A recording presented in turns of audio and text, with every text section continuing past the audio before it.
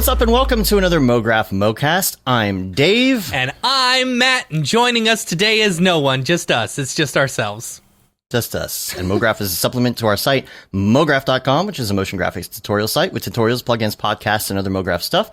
And on the show, we talk about everything ranging from motion graphics to Cinema 4D, After Effects plugins, render engines, doing business, doing taxes, being a contractor, or working for the man. You can email us info@mograph.com. Let us know what you think about the show. Questions, comments, concerns, queries, grievances, show topic ideas, artist suggestions. We're on Facebook, Twitter, Instagram, YouTube, mograph.com. Noob or expert, send us some stuff over. Like Brett, who asks, I love your YouTube videos. I'm a beginner, and I've definitely been bitten by the motion graphics bug. My question is, do you teach, like over Skype or something? Because it's pretty tough to learn on your own, at least for me. Thanks for your time. Kind of, yeah. I mean, we've done it before, but, like, you'd have to pay our day rate, and I know that sounds, you know... we're expensive. No, I just... I mean, I don't, like... we don't have time. We just don't have time. We got so much client work. We have so much client work right now. Yeah. Connect with people and teach more like that.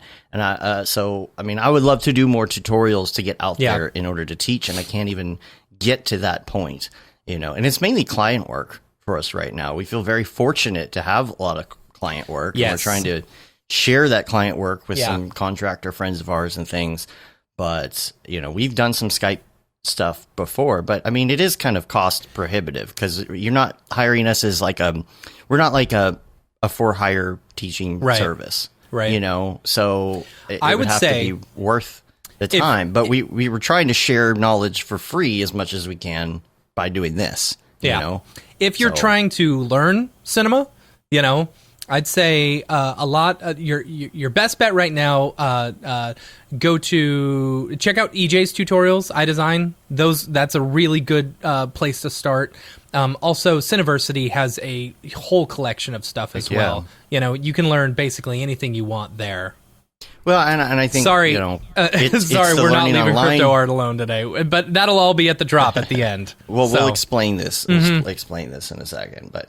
Yeah, I mean, I would say if you're having trouble learning online, though, like as, you know, like doing tutorials and things, I think that maybe you take it a step further and go with some sort of class that you can buy online. Yeah, you know, absolutely. There's plenty of places to go buy classes online for motion graphics, and with those you get an instructor who can actually like answer questions and for things. Sure. Yeah. That's a very good avenue rather than like, you know, trying to be a beginner and like sit on Skype with us or something. It's probably more worth your money to do a class where the instructor can have like a specific outline for you and, you know, kind of do it. EJ's got 2 classes on School of Motion. That's a really good one to check out.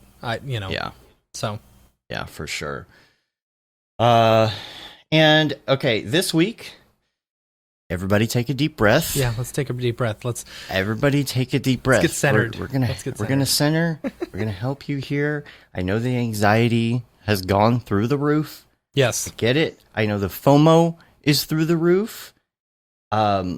We get it though. The industry has turned completely upside down like within a week. This week especially. So we get that. Mm-hmm. But here's what I'm going to say. Here's the thing. Go ahead. If you don't want to hear about it, there's good news. Okay, we're going to spend the first part of the show not talking about cryptoart. Yeah. Okay, and then when we get to that segment, it's really easy. You can just turn it off. Yeah. Right there if you don't want to hear about cryptoart. Like I'm being serious. It triggers some people, and I get it.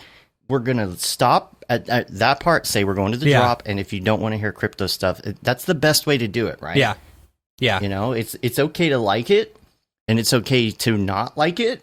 Yeah. It's whatever your preference is, but let people have their fun. You know, they're excited that their hard work is finally paying off. Absolutely. Here's the thing, and like I think this is a permanent part of Mograph now. I think this is a permanent part of the, you know, the 3D motion graphics scene now.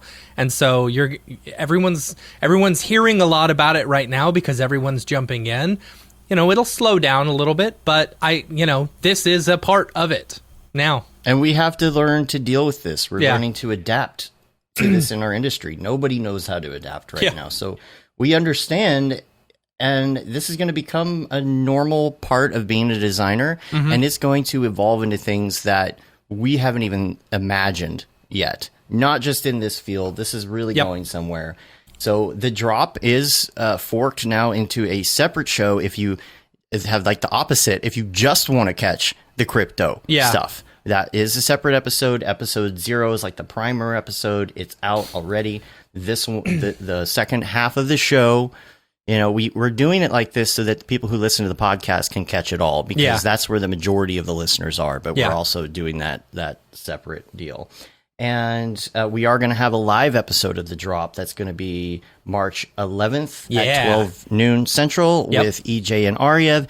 Also, possibly, and we're trying to work this out. We might have to shift the day in order to work this out. So we will definitely post on social and let everybody know. There's another third person guest that we're trying to add to that as well. We're trying to line up. And so we will let you know, because it's going to be a good one if it is. Cool. Just not sure if the schedule will line up. So I will say that we're going to talk a little bit about dealing with FOMO, anxiety, and stress of the current situation in the drop segment later on. So, who knows, maybe this will help you if you're not liking what's going on right now. And this segment always isn't going to be this long. Like we said before, we're covering Mograph news, and this is literally the biggest news in Mograph. Why would we not be talking about this? It really is. You can't ask CNN not to cover the election because it takes away from other news. Right. This is something that is too big not to cover, and we're not going to make everybody happy. So I'm going to say again, because some people didn't listen last week, please don't email me and be upset about it. This is something that we're covering. If you do, we'll give you a full refund. A full refund. We're trying to separate it for people. We can't make everybody happy. We're trying to separate it for people. So we feel like this is the best way to do this. So let's sit tight, and we'll move on with the show. Crypto talk over. Agreed? Agreed. Good? Okay. Until the drop. I can't 100% say that I won't mention something, but if you do, I'll remind you. You're gonna ding me? Are you gonna buzz me? Yeah. We'll hit the gong if you accidentally do that. And I'm sure the chat will definitely let you know if that's the case, right? Yeah. All right. So, just the two of us today. It's been a while. Just the two of us. I knew you were going to. I was just literally every time. Okay. We're going to talk about what we've learned over the last couple years since we've done a solo show like this. Yeah, it's been a long time since we've had a solo show. Probably the first few weeks, and then we started getting guests, and then we made it a normal thing.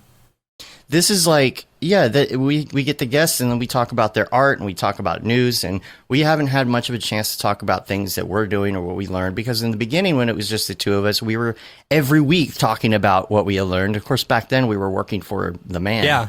And plus we were a lot more noob. Or at least I was. Noob. Still noob. Right. And Brian couldn't make it today. That's why it's just the two of us. So we're going to start with the week wrap up. And there's just a couple things I wanted to cover here. First of all, Slack request emails. Yes. Just wanted to make a little note and say, if you email us to ask us to be in the Slack, you actually have to ask if you can get an invite to the Slack. Yeah. It goes into our email, and we're getting emails that are like, hi, I'm a designer from such and such. And that's literally all the email says. Yeah.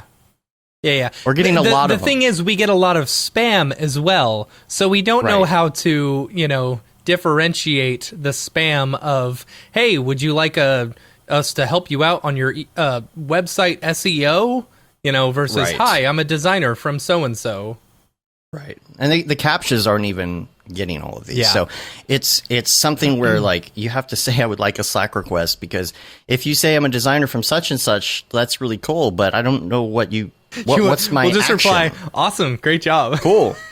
Cool story, bro. Cool. You got to ask us to be in. Yeah. If you want to join the community.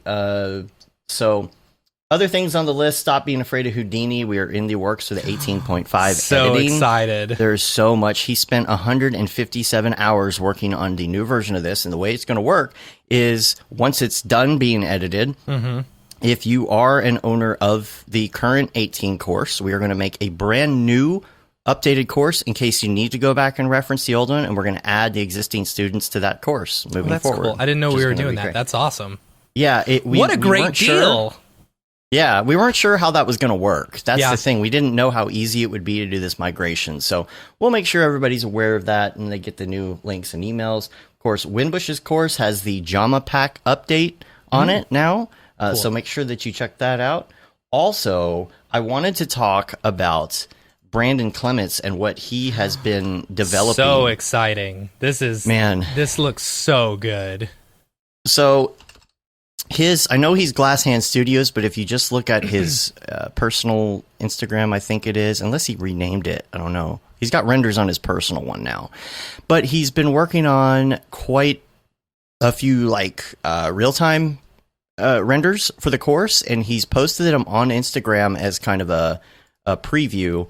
And I'll just see if I can bring one up here. Man, this looks like something you would see in Redshift or Octane. Yeah, it's insane how good it looks. It's the fact that this is real time. He was stepping me through this the other day and showing me the scene, and just this is what the scene looks like. Mm-hmm. He's just rotating around, moving, doing all the things, and it looks exactly like this. And this, I don't know, took 30 seconds to render the entire piece. So it's just it's amazing. He's also posted some things on his Insta, including what this actually looks like if you're going through the timeline sequencer? In Unreal. It's the sequencer. Neat. Yeah, showing off. It's the fact that it's like an NLE. He's showing off keyframing. He's got this titler that he's working on. I don't know if it's pretty small to see here, but he's changing the title to say Brandon Clements on it. And then he's changing these other keyframes to write different people's names. And then you can, select a title and whatnot. Cool, so I wish I could fast forward through this, but it's you can do templating like that when you're in Unreal, and then just, rewind it back, play it again, render it out, do whatever. So you can see here that now he's changed the names. He's just typed in the titler. So yeah, pretty fun there. That's rad. That's super rad. Also, make sure that you check out our site on the news section. There's an article on Jan Sladeko. He's got a new, this is kind of an old video, not old, but it was last year, but finally got to do a write-up on it. It was a really great animation, lots of character stuff, and he's managing a lot of people now on the team, and he kind of talks about that, and we're going to try and have him on the show here. We've been working to try and get a date worked out for that. And also wanted to mention that the 3D Motion Show is coming back. Yeah. This is the first one of the year, Wednesday, March 17th. So make sure that you're ready to hang out on the interwebs on that day. There's going to be some great presenters coming up this year. And I don't think they have them all lined up and scheduled yet. But I was going to say, we don't know who March 17th is, do we? Yes, we do. We do. Yeah, who's coming up first? I don't know. Let's see if I saw... Okay. Wednesday, March 17th, we've got Jonas Piltz, Ellie Wade, Noseman, and Daniel Hashimoto. So that'll be good. Okay, yeah, that'll be cool. Love to have Daniel on the show as well. We've been talking to him as well about being on the show. So that covers the week wrap up for the most part. Let's go to Ravcock. What's your flavor? What's your flavor? So let's talk about Render a little bit. Render, yeah. You've been working with it a lot, huh? Yeah. So I was working on a project for myself, which I may be selling somewhere, and so I needed to render it out. And for some reason, I don't know why, but for some reason, when I hooked up all my computers and stuff, I think I had some VDBs or a volume or something like that. And I was getting just one square in the middle of my render that looked slightly different than the entire render. I think I need to go through and make sure that all my my nodes are on the same whatchamacallit, NVIDIA stuff, the drivers, But I was having problems with it, so I was like, okay, this is going to take me forever to render on one thing. So I was like, okay, I'm just going to send it to the network. I've been using the render client, to render out render jobs. So I had a fair amount of render credits, which is awesome. I think it's a cool way to work. You set your computer up on the render client and just let it go. I've rendered, almost 1,300 frames in like 2 or 3 weeks. And I've made like $90 in render credits, which is awesome, And that's just one computer. Once they get the 30 series ones, I'm going to let it sit on all my computers. So I was like, all right, I'm just going to go ahead and send this to the render network. I exported it out as an Orbix. I uploaded it to render, and then I set it to go. And I don't know what they've done lately in order to increase productivity or whatever.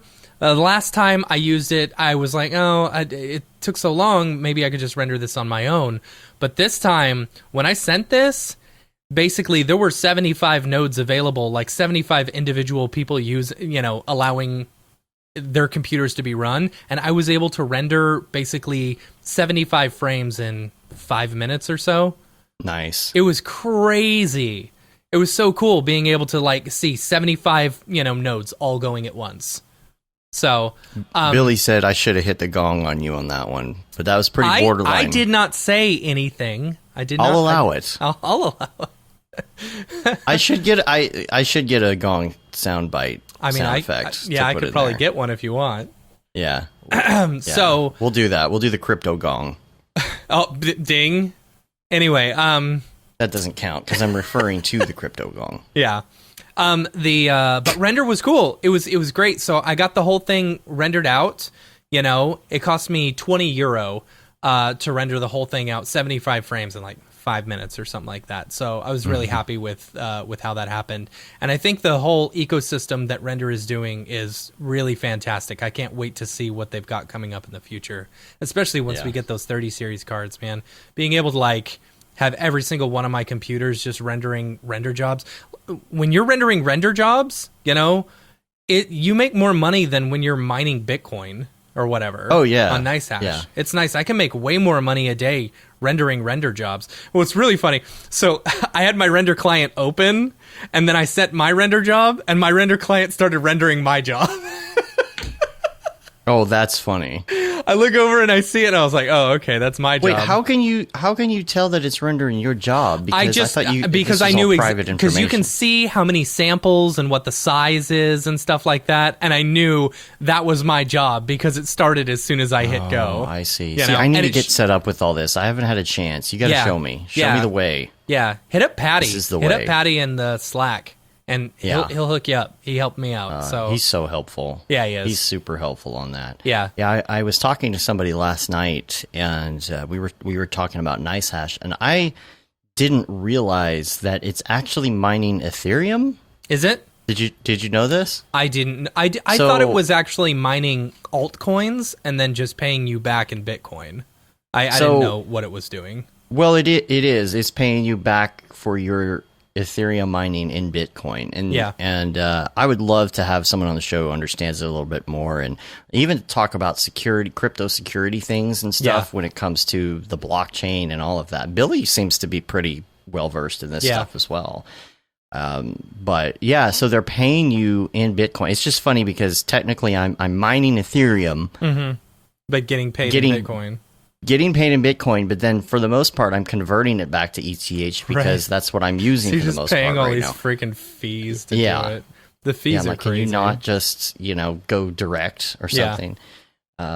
Is the headquarters of Otoy in the U.S.? Yes. Oh, why is everything in euro in their website? I think it's because they are. Is it New Zealand? I think New Zealand is where the company is registered or whatever. But I know Jules and team are here in LA. Right. Yeah. Off of Wilshire Boulevard. With the big old Otoy sign on the building. Yeah, right. This is very close to Gong. I know.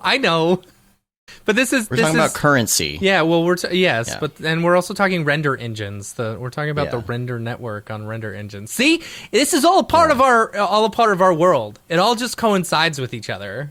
Yeah. So 3090s, by the way, I had a little happy accident this week with 3090s. So we've been really, really, really trying hard to get 3090s. And I think I've been mentioning on some Discords and chats and things. We had a really fun time this weekend with Winbush's Twitch stream on Saturday night. A lot of people were there. We were playing Mario Kart. At one point, we had like 13 people playing Mario Kart, all having just a great time on there. And so we were chatting a bit, and I think I pissed some people off because I told them how many 3090s we've bought so far, which I believe is 9. It's correct? 9 now. Yeah, it's 9. Yeah, we're up to 9. Number 9 comes for me on Tuesday, and then we need one more. We need one more, and then we're done. We're gonna have 10 till everybody's like, "Oh my god, that's why I can't get one." Well, I mean, we're not doing anything different than. I mean, just because we're at home studio versus like an actual studio, we're doing the exact same thing. Right. And it's funny because a lot of people were talking about power consumption. Even Lorcan was like, dude, like at some point you're going to have to get like your electricity redone and everything. I'm like, I literally am. That's for sure. And, oh, by the way, I did want to say, speaking of old school, I'm doing the Pamplemousse LaCroix as we did back in the day, right? Right.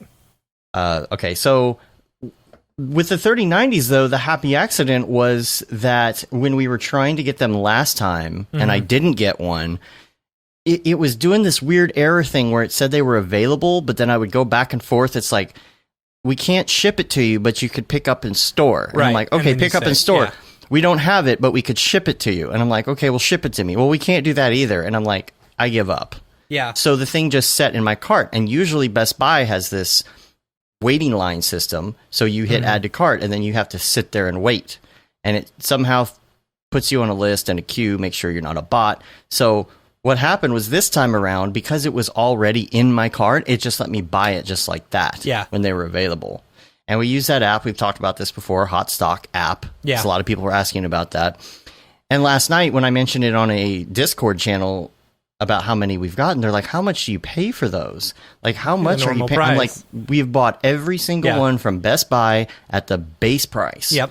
You just have to be on it. If you want them that bad, you just got to sit there and use these trackers and apps and find them, and you got to jump the second they're available. We're talking like seconds. I keep my Best Buy app open on my computer at all times, just in case it comes up.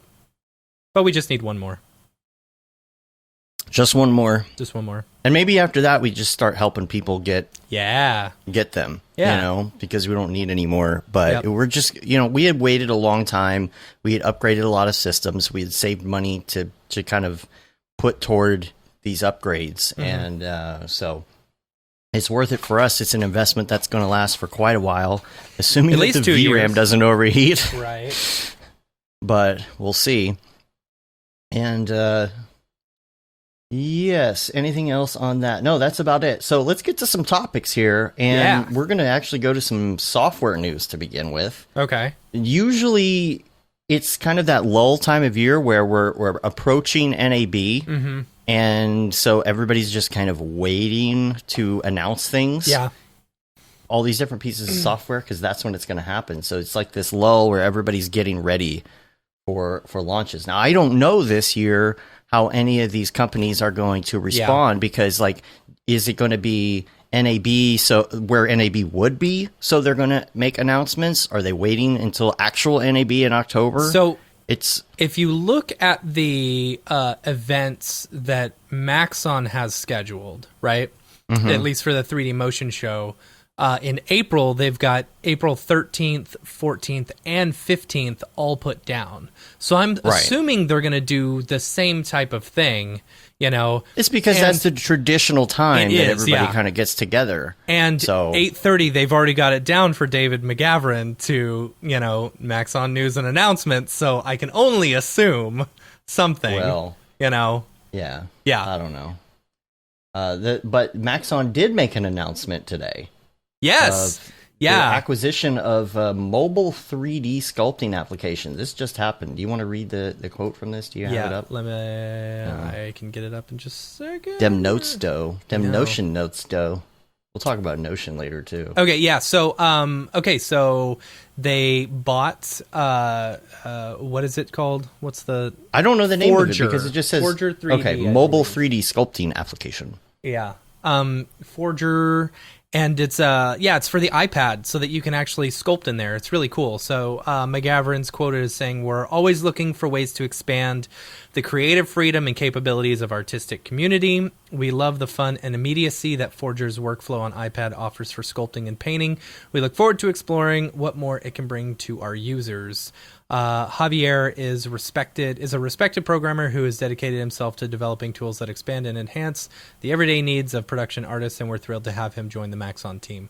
That's exciting. Cool. I think that's neat. This is their first foray into mobile, and so it makes you ask, what else are they going to do for mobile? What else are they going to do on the iPad? Is Redshift eventually going to come to iPad? Well, my first thought on this is like there are some sculpting apps and whatnot. And it's really cool because you can use your Apple Pencil and you could use your hands and things. It kind of has that tactile feel. And then you can export, right? You export it as an OBJ or mesh or whatever you're going to do. But just imagine, though, if this program was some sort of interface, like a live link rather than just a separate app. Yeah. That's what's in my head as soon as I read this. Like, what if you're able to paint onto models in Cinema on the fly using your iPad and your Apple Pencil? That's a cool idea. That is cool. Would be epic. Yeah. You don't even need to, people who don't have a Wacom tablet, but they have, like me, if I want to draw something and get all Photoshoppy, I'm going into Procreate, doing my painting, and then I'm exporting these things and bringing them in. Imagine if you were like painting right on, what if there was a live link geometry That's cool. between what's on your screen and what's on your iPad, and you could just paint, model, and do whatever, and it's all back and forth real-time updating. I do like That's the idea of it just being mobile as well, Well, yeah, maybe you could do both. Yeah. Say you're on the subway on your way to work and you're just sculpting away, That's cool. On the subway in Dallas, like you do. There's no subway in Dallas. Right, there's the sandwich shop. There's plenty of those. The sandwich shop. Well, yes. Yes. Maybe. Do they go all out of business? I don't know. I don't know. I don't know, but like I like the prospects of that, and that's the first thing I thought of was that live link thing. I'm like, oh man, that would be so sweet. What's interesting to me is like, so I don't know. You would think that there would be some other mobile something that this is. It's weird to me that this is their first jump into mobile. You know what I'm saying? Well, there's a couple mobile things that they have already. Oh, yeah, that's true. They've got Maxon Moves and the other one. What is that? Well, Maxon Moves, but it's CVAR. Yeah. That's true. This is their Okay, cool. Yeah. Dude, now imagine they put that into CVAR, and then you sculpt something, you can rig it right there, and then you can use the face stuff in order to like animate it. Oh man, now we're talking. I like where this is going. Yeah. I enjoy this. We're just coming up with ideas for them on the fly that will probably take 5 years to implement. Right. But I mean, as someone, it's real easy for us to do that. As someone who really enjoys sculpting in Cinema 4D, I'm really excited to download the app. I hope it comes with my Maxon One subscription because I had to upgrade to that the other day. Yeah. Because I had to find. Oh gosh. Okay, let's talk about this. Right. All right. So there was a plugin that Dave used for one of our projects from Red Giant, right? Yeah, this was weird. Yeah. So it was like a corner pinning like plugin. And so and the only reason I use it is because it was the only one that would corner pin the way that I wanted it to corner pin. We're doing a virtual set for somebody. Yeah. And the floor has to be skewed a crazy, stupid way to make it work. And it works very well. However, the only plugin that would skew it correctly was the Red Giant plugin. Right. So I had Universe, which I always forget that Universe is not everything. It's just the Premiere and After Effects like plugins or like the whatever. So I was like, all right, let me upgrade to Maxon 1. I upgraded to Maxon 1. Come to find out, it's too old of a plugin, and it wasn't included in Maxon 1. So I'm like, oh, geez, what am I going to do? So, I'm sorry. I went to look to see if I could torrent it so that I could use it. That wasn't available, you know? That's terrible. Right. But then I found out, and this is a good thing. It's a good thing that I went through all this, you know? Are you saying that, okay, you're saying you went to see if you could find a way, because I had it and I couldn't figure out how I had it. That's the problem. Yes. Because it was somehow linked to my account, but you couldn't, it was old and you couldn't download it. Right. Well, here's the thing. So apparently Red Giant has some old downloaders. You can actually download their old plugins, and if you've got a serial for it, then it will work. So luckily, I was able to find that. And then I remembered that Red Giant gave away all their stuff at the Media Motion Ball a few years ago, and I had a serial for that, so I was able to actually finally get it working. But it took me 2 hours of research and finding and like Google searching and, you know. But that was the problem too, is that like during the snowstorm, I didn't even have access to open the project files. Right. And figure out how to figure out what plugin it was and why it wasn't working for you. I was like, why wouldn't it be working for you? Because you have all this stuff installed now on your Maxon 1 account. Yeah. So, I don't know, like, that kind of sucked.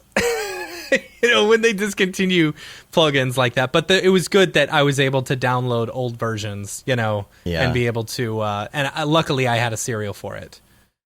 That's something that's kind of hard to do when you're dealing with legacy. Yeah. You know? And I'm sure as a company, it's kind of hard to deal with, you know, where do you put that stuff? Right. You know, we've got that plugin that technically, I guess, we still sell, but it's like, okay, what are we going to do with this now? Yeah. What if somebody needs support with it 5 years from now? Yeah. You know? Yeah. I don't Plus, know what it's being sold on the old site, which shall not be named. Oh, yes, that site. Yeah. I'm lost now. What were we talking about? We were talking about, okay, so we haven't even gotten to these topics. So dealing with things as a business is one of the topics we wanted to cover. Like we are moving to bigger clients now, which has kind of always been the dream, right? Yeah. You start out, you do a lot of smaller things because money dough, you got to get off the ground. You've got to do projects and things and you know, lower prices, take what you can get. But then what happens is you get kind of this bloat that happens when you take on a lot of small clients. Yeah. Because it's not about doing the work anymore. It's just about managing all of those clients. So for us, one of our dreams is to make our way up the chain like some of the bigger studios where we can have a smaller handful of clients that maybe have some bigger projects. Right. So while we have a lot more to do as far as work, we don't have as much to do as far as like managing like 25, 30 different little clients that are only paying like maybe $1,000 a pop, you know? And, you know, for some people that might be a lot of money, but in order to be sustainable and to make a living and to be less completely like slammed with just trying to deal with emails and phone calls and meetings, that works a lot better for a lot of people. So we feel fortunate that we've been able to do that. And it's a weird, it's like, how do you get from one point to another point, right? Yeah. Like, how do you get from making explainer videos to working on a giant like commercial for a big corporation? Right. What's interesting is, you know, when you hear about people starting their own company, you know, you always hear it takes 3 years before you make a profit, you know, or something like that, you know, and while that's not necessarily true with freelancers or running your own studio or something, you know, at least remote studio like we are, it is true in the sense that you've got to build up a reputation, you know, unless you jump out of your job and you've already built that reputation over the few years. You know, we weren't necessarily very well known in the industry. We had no reputation. Yeah. No. We only had a few small clients that we worked with like locally. Right. And now it's like through meetups and through, you know, networking. Tons of networking. Networking is absolutely pinnacle to this. And so if we hadn't gone through that, we'd still be, doing the $100 jobs and the $200 jobs and stuff like that, just trying to make it. Can you make me a flying logo for $50? That kind of thing. Yeah. We didn't want to do that forever. Yeah. That's the thing. You got to work your way up. You got to improve on that. Yeah. Especially if you want to start maybe hiring people or maybe you want to get a building. Maybe you want to go all that way, full blown studio. You're going to have to bring in these bigger clients that help you with that kind of cash flow. I mean, like that's bigger numbers. You got a lot more overhead when you reach that point. So It's got to be worth it to do a project. Yeah. $50 to make a logo. Yeah. And then you've got you to could spend probably like get 3 hours a flying emailing logo back and done forth. in an hour or something like we have, but it's like, and then you spend 4 hours talking to the client about it Right. on the phone, and it's just like, yeah. I mean, it's an evolution for sure that you have to make. And Joel asked, how much creative input do you have with the bigger clients? And it's interesting that it all depends. Yeah, it all depends on the client. We've got one client right now that is like, there's like no creative control, and like they're dragging their feet, and it's like, okay, that's fine. But then there's another one where it's like, here's some suggestions of what we'd like to see. Now go buck wild. It's like, okay, cool. Yeah. Yeah, like this one we have is paying us a fairly decent amount to sit and just brainstorm and experiment and come up with our own things, and then just say yes or no, and then we'll expand upon that. Like that is so much fun. That is so much fun. Yeah. Because you just get to play and you get to be creative. And then you have the other ones you have some that are kind of in the middle, especially when you're working with an agency, because an agency will say, here's all the ideas, here's some constraints. Yeah.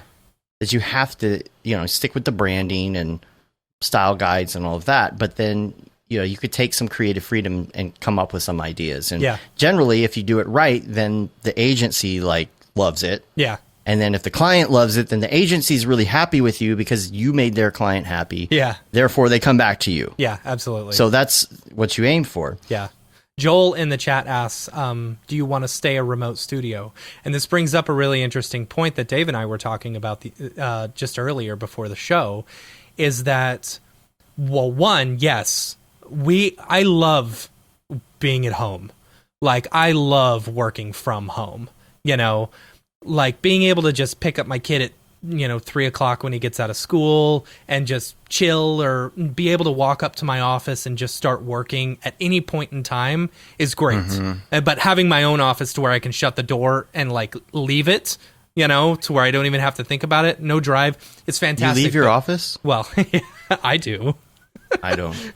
I have 2 kids. I have to. I mean, I'll go over to this room over here and go to bed, and I feel like that's about all back and forth. So, but here's something that we were talking about this past week. I drove out to Dave's house, and we met with Jeremy to, kind of project manage a bunch of stuff that's coming in. And we got more done in that 2 or 3 hours as far as organization than, and we feel like we're on a really good track now. But so it's like, well, yes, being remote and being over Skype and stuff, there's so many distractions when you're at home, Right. And especially when you're also doing Mograph. Yes. As well, so you're trying to keep up with all of those things. Right. So it's interesting here, so. While working remotely and working at home is fantastic, sometimes you just need that, you need a meeting. As stupid as that sounds, Gosh, you need a so physical, refreshing. It was so refreshing. We just sat down and we all had our computers, and it was just like. It could also be the fact that we're chill. just starved for, conversation, one-on-one conversation and stuff, but it was good. But we got to sit and drink some coffee. Yeah. Sit at change the scene, go downstairs to the table instead of the office, and it's just so nice. It was just so nice. Then get lunch and whatever. And our thing right now, it's an interesting deal. I mean, it's a great problem to have, but we have a lot of videos in the pipe, and it's very odd because of budgeting. We talked about this a while back. Because of budgeting, a lot of clients are paying in full ahead of time right now. Yeah. Especially stuff from last year. And so it's weird. We have people who've paid us and are just like dragging. And the fear, though, and it's great that they paid ahead of time. It's awesome. But the fear is, since they're all on hold, are they all going to come back at the same time and say, okay, we're ready to go? Yeah. So coming up with a game plan for that and being ready for that and pulling in contractors or whatever is great. We've got 19 videos in the pipe right now, and only one of them is moving as of this week. Yeah. And then the 20th project has like 64 videos inside of it. Yeah. So dealing with that and the project manager, we'll talk about project management too in a second and how we're dealing with some of that. It's a giant growing pain for a small company. Yeah. When there's only a couple contractors and you really don't want to fully employ someone because like dim taxes, though. The finger thing means the taxes. The unemployment taxes, all of that. Like, you got to figure out at what point do you hire somebody? At what point do you maybe do some part-time or contract or something to try and help? And it's hard to delegate. When you really want to control things, when you really want everything to be right, you want to have that full control. You have to delegate. And I'm trying to teach myself how to delegate, because neither one of us have had this problem before. Yeah. And it's great. It's great. We're really happy about it. But we're learning some things during this process that I think we'll be able to share as we go. So Joel asked Winbush in the chat. He said, "How do you keep your wives out of your home offices?" And Winbush said, "You don't. You don't. It's the same with kids too. You just have to lock the door." It sucks, but I enjoy the company sometimes. I do Julie too. will come and sit in here. Amy was laying on the couch listening to her, sexy vampire novels, while I was working on, my personal stuff, and it was cool just having her hang out. It was nice. Yeah, sometimes that's fun, especially if you're in a place where it's not too distracting to turn on the TV or something. You can turn on the TV and both at least hang out in the same room, and it's nice. Now, what you deal with having the entire family in your office, I would lose my mind. Yeah, I don't know how you do it. I do. Like honestly, like this weekend was hard. Kids are hard. Kids are really hard. Like, it's not what you said a year ago. Well, no. Sorry, you know what? My toddler, my 1-year-old, he's way easier than my 7-year-old. My 7-year-old is hard, because he's at an age now, and I had this growing up too, where it's like he's at an age where he wants to be more independent, but he's still too young to do that stuff. You know what I'm saying? Yeah. Like I was always where it was like I always felt older than I was. When I was 17 years old, I moved out of my parents' house. I went and got my own apartment. I was out there the second I could, because I wanted that independence. And he's very much like me, and he also has my attitude, which is just awful.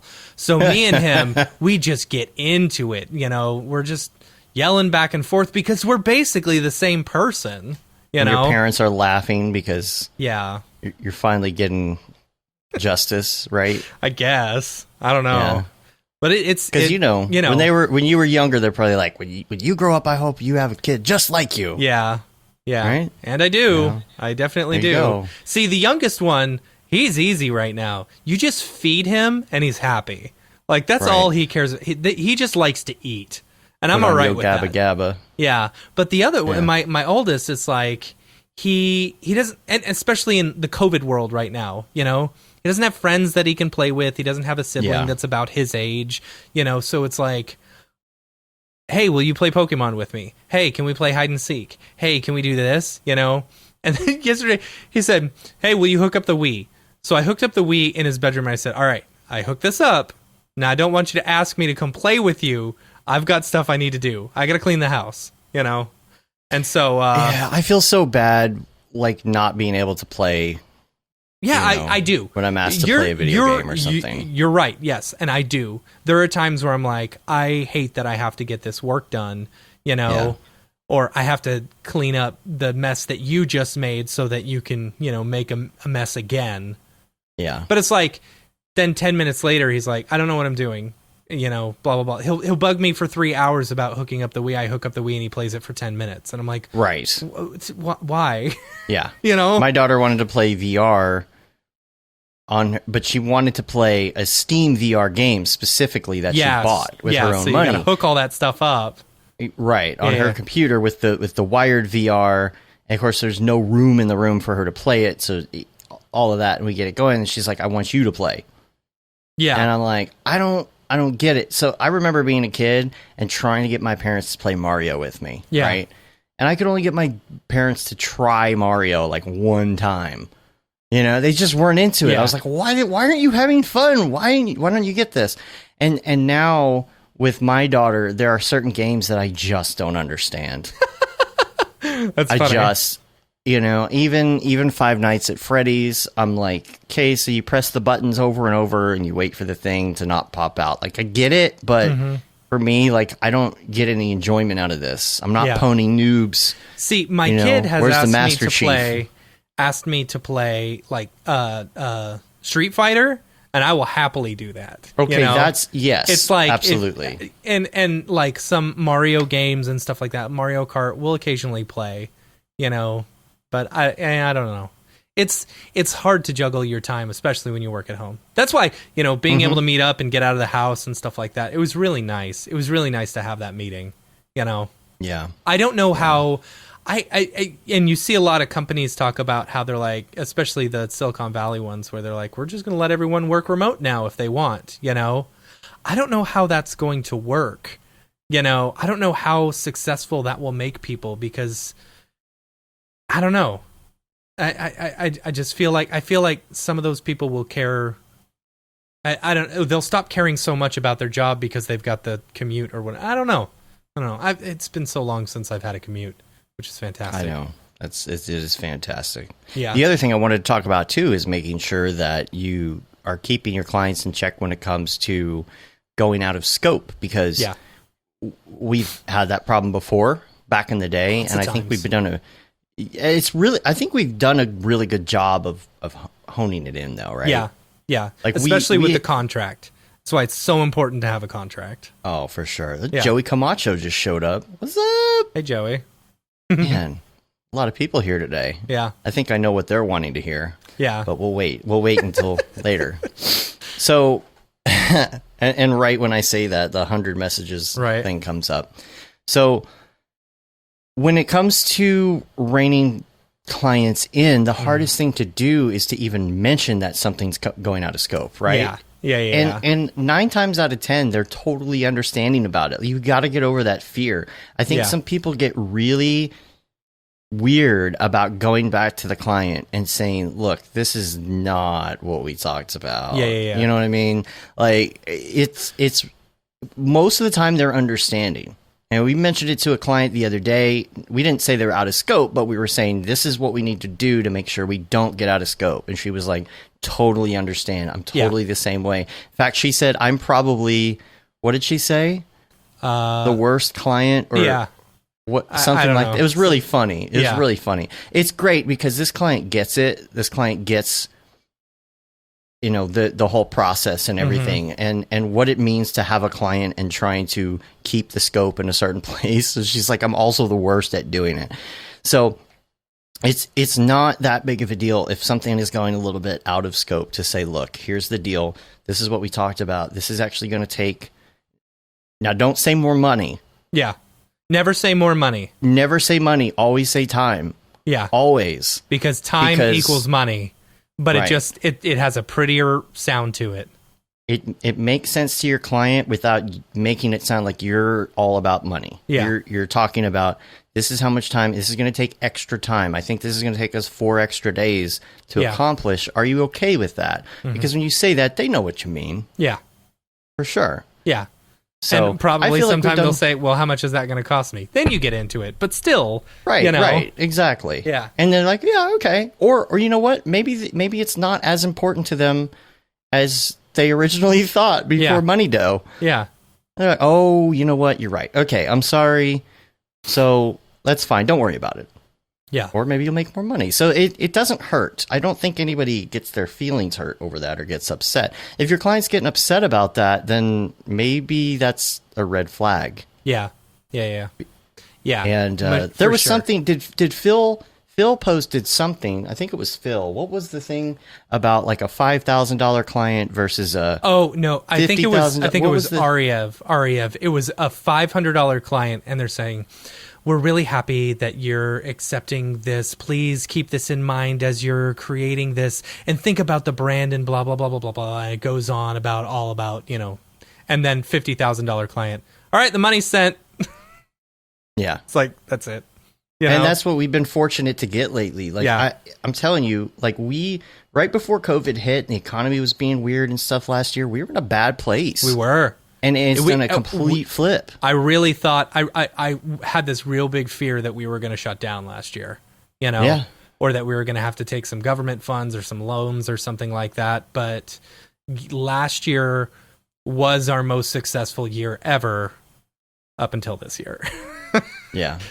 And again, it's not, I don't want to be braggadocious about it. We're just, we feel like fortunate, and we feel like how did this happen? And I really think it's just because we kept going. Like there's so many times that it didn't work out. And so many times networking. We thought networking 100%, because some of the biggest projects that we've got both that last year and this year were all from networking. And surprisingly, it was networking on LinkedIn. But you know that feeling though when you get a good lead on a job, right? And it's a big one, and it's a big budget, and you're like, oh my gosh, this is incredible. And then like something happens and it falls through. Yeah, that feeling, and then it happens a couple more times, and you're like, man, I almost got the whale. I almost got the whale. And it never happens. And all of a sudden, finally, you get one. You just feel like, okay. It's really hard because you feel like when you get so many of those that fall through, you spend all that time trying to line up the quote, put all the line items in. You spend like an hour or two really getting it all, So it could be discouraging for sure. Yeah. But if you just keep doing that, that's why I feel fortunate, because I feel like we had 100 letdowns before we had one that actually hit. Joel in the chat asks, with no live event, how are you networking now? The biggest way to network now is honestly through the Slack channels and through the Discords and stuff like that. It's really the only way. And what we tell clients whenever and this is the great thing about the Slack channel and stuff, virtual networking, is one way that we are able to sell being such a small virtual studio, is that we started a Slack channel and it's got over 1,000, of the best motion designers in the world in it, And if we need to pull some of these people at any point in time, there's a jobs channel and we can get them on board, And we don't fake our capabilities to any of our clients. We don't pretend that we're some gigantic company with 100 people working there. So sometimes they're like, you think you can make this happen in this short amount of time? Yeah. And well, first of all, I feel like we are very efficient and we can do it most of the time on our own. Yeah. But second of all, we're able to say, no, you don't understand. We have access to our own Slack channel where we can like hit up all of our friends in a jam and be like, come on, let's like make this thing happen. And that should be the case for everybody. Yep. Because you already have these relationships, and it's not even like you sat down with people and said, can you tell me about your capabilities in the world of X particles? Right. Like all we're doing is sitting down and playing Mario Kart with people on Saturday nights. Yeah. That is the networking. Yep. That's what's so great about this community is everybody's cool and knows each other, and it's a natural progression of networking. It's not forced at all. Call in the cavalry. Absolutely. Yeah. Email address to join Slack, info@mograph.com. Yeah. You can find it on the site too. There's like a little and just make sure that you say you want to join the Slack. Yes. Hi, I'm a graphic designer. Hello, graphic designer. Hi. What's up, dog? Next on the list, imposter syndrome. Especially now. Yeah. Oh gosh, especially now because of, Instagram. Yeah, Instagram. Is that why? Yeah, Instagram. It was Instagram, and it's getting harder, of course. But like Instagram, it's like, how are these people putting all this stuff out, and it looks so good, and my stuff doesn't look good? That's how I feel. Yeah. I put out these bumpers for Mograph, like little stories and things, and I just kind of mess around with these fun animations, and I'm like, we're doing a show about Mograph, and we're doing Mograph for the promos, and like everybody's gonna think it's awful. Be like, well, these guys, they can't even make their own promos. Well, I never feel like it's good enough, but I know the feeling. I'm looking at my own, I know the feeling. That's why I've always been so, I don't know, hesitant to post any work on Instagram. So I've only got like a handful of things on Instagram, a couple that I like. But like, for example, I posted, I don't know, this goes into the whole other thing, so we can't talk about that. Okay. Well, but imposter put syndrome, a pin in that. Imposter syndrome, I mean, it's hard to get past it. You just have to, like Beeple says, you just have to sit down and do the work, and here's the thing about art as well. When you're posting stuff, it's extremely subjective, so whether the stuff that you're posting you may not think is good, others may think is great. Even with like others may think is crap, and others may think it's fantastic. You may think it's great, and other people think it's crap, and other people think it's great. It's also subjective. It's so hard. Yeah, we were talking about Blake last week, and some people commented absolutely, like, "Oh, she's overrated," and I'm like, "Okay, well, I respect that opinion." Yeah, but that's also overrated according to your taste in art. It is subjective. It's so hard. Right. It's hard. Understandable. It's hard when you're seeing all this great work come out to not get that imposter syndrome, but don't let it get you down. Like, use that as an opportunity, as a driver to make your work better, to learn what it is about someone else's art that makes them, makes you feel that imposter syndrome about them, and then try and learn that, try and be better, just get good. And be humble. Yeah. Be humble. Be humble. Like Kendrick Lamar says, right? Is that what you he don't says? know that song? I don't. You don't know that song. No, you're not sorry. down. You're not with it. You're not. Yeah, like Jeff says, don't let it stop you from making. Yeah. So in the work-life balance situation, one of my things is where do I start with this? Sometimes I feel bad if I'm not doing anything. Oh right? yeah, we're in COVID times.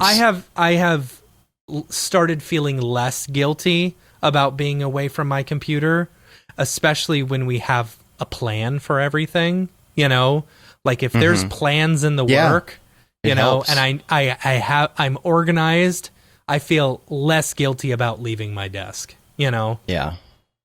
So well, here. First of all, here's a problem. When there's only two of us on the show, how does one of us go to the restroom? I was curious about that too, because my tummy was feeling a little tum-tums, and so I just popped an Imodium. So can you ramble for 30 seconds and then I'll come back and go off on this so tangent? What are we talking about? What's the subject? I've had way too much Monster Energy drink. Give me the subject and I'll ramble. And Pamplemousse. It's is it work-life balance?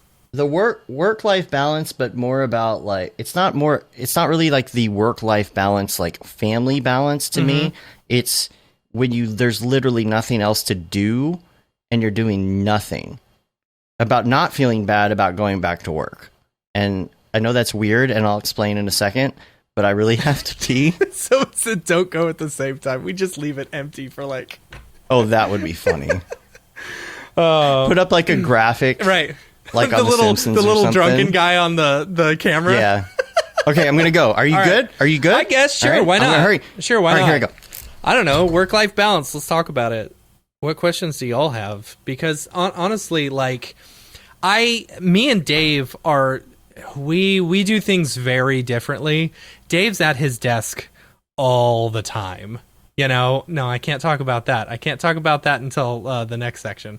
Dave's at his desk almost all the time, and then I am, I'm at my desk basically set hours. And then if I can get to my desk, or my wife is currently writing a book, so anytime she's on meetings about that, I'll come up to my office and I'll do a little bit of work. But the biggest thing that I have found is that with us getting all of these jobs coming in, is that as long as you stay organized, the stress and the fear and the worry tends to go away, because you've got a plan in order to do this.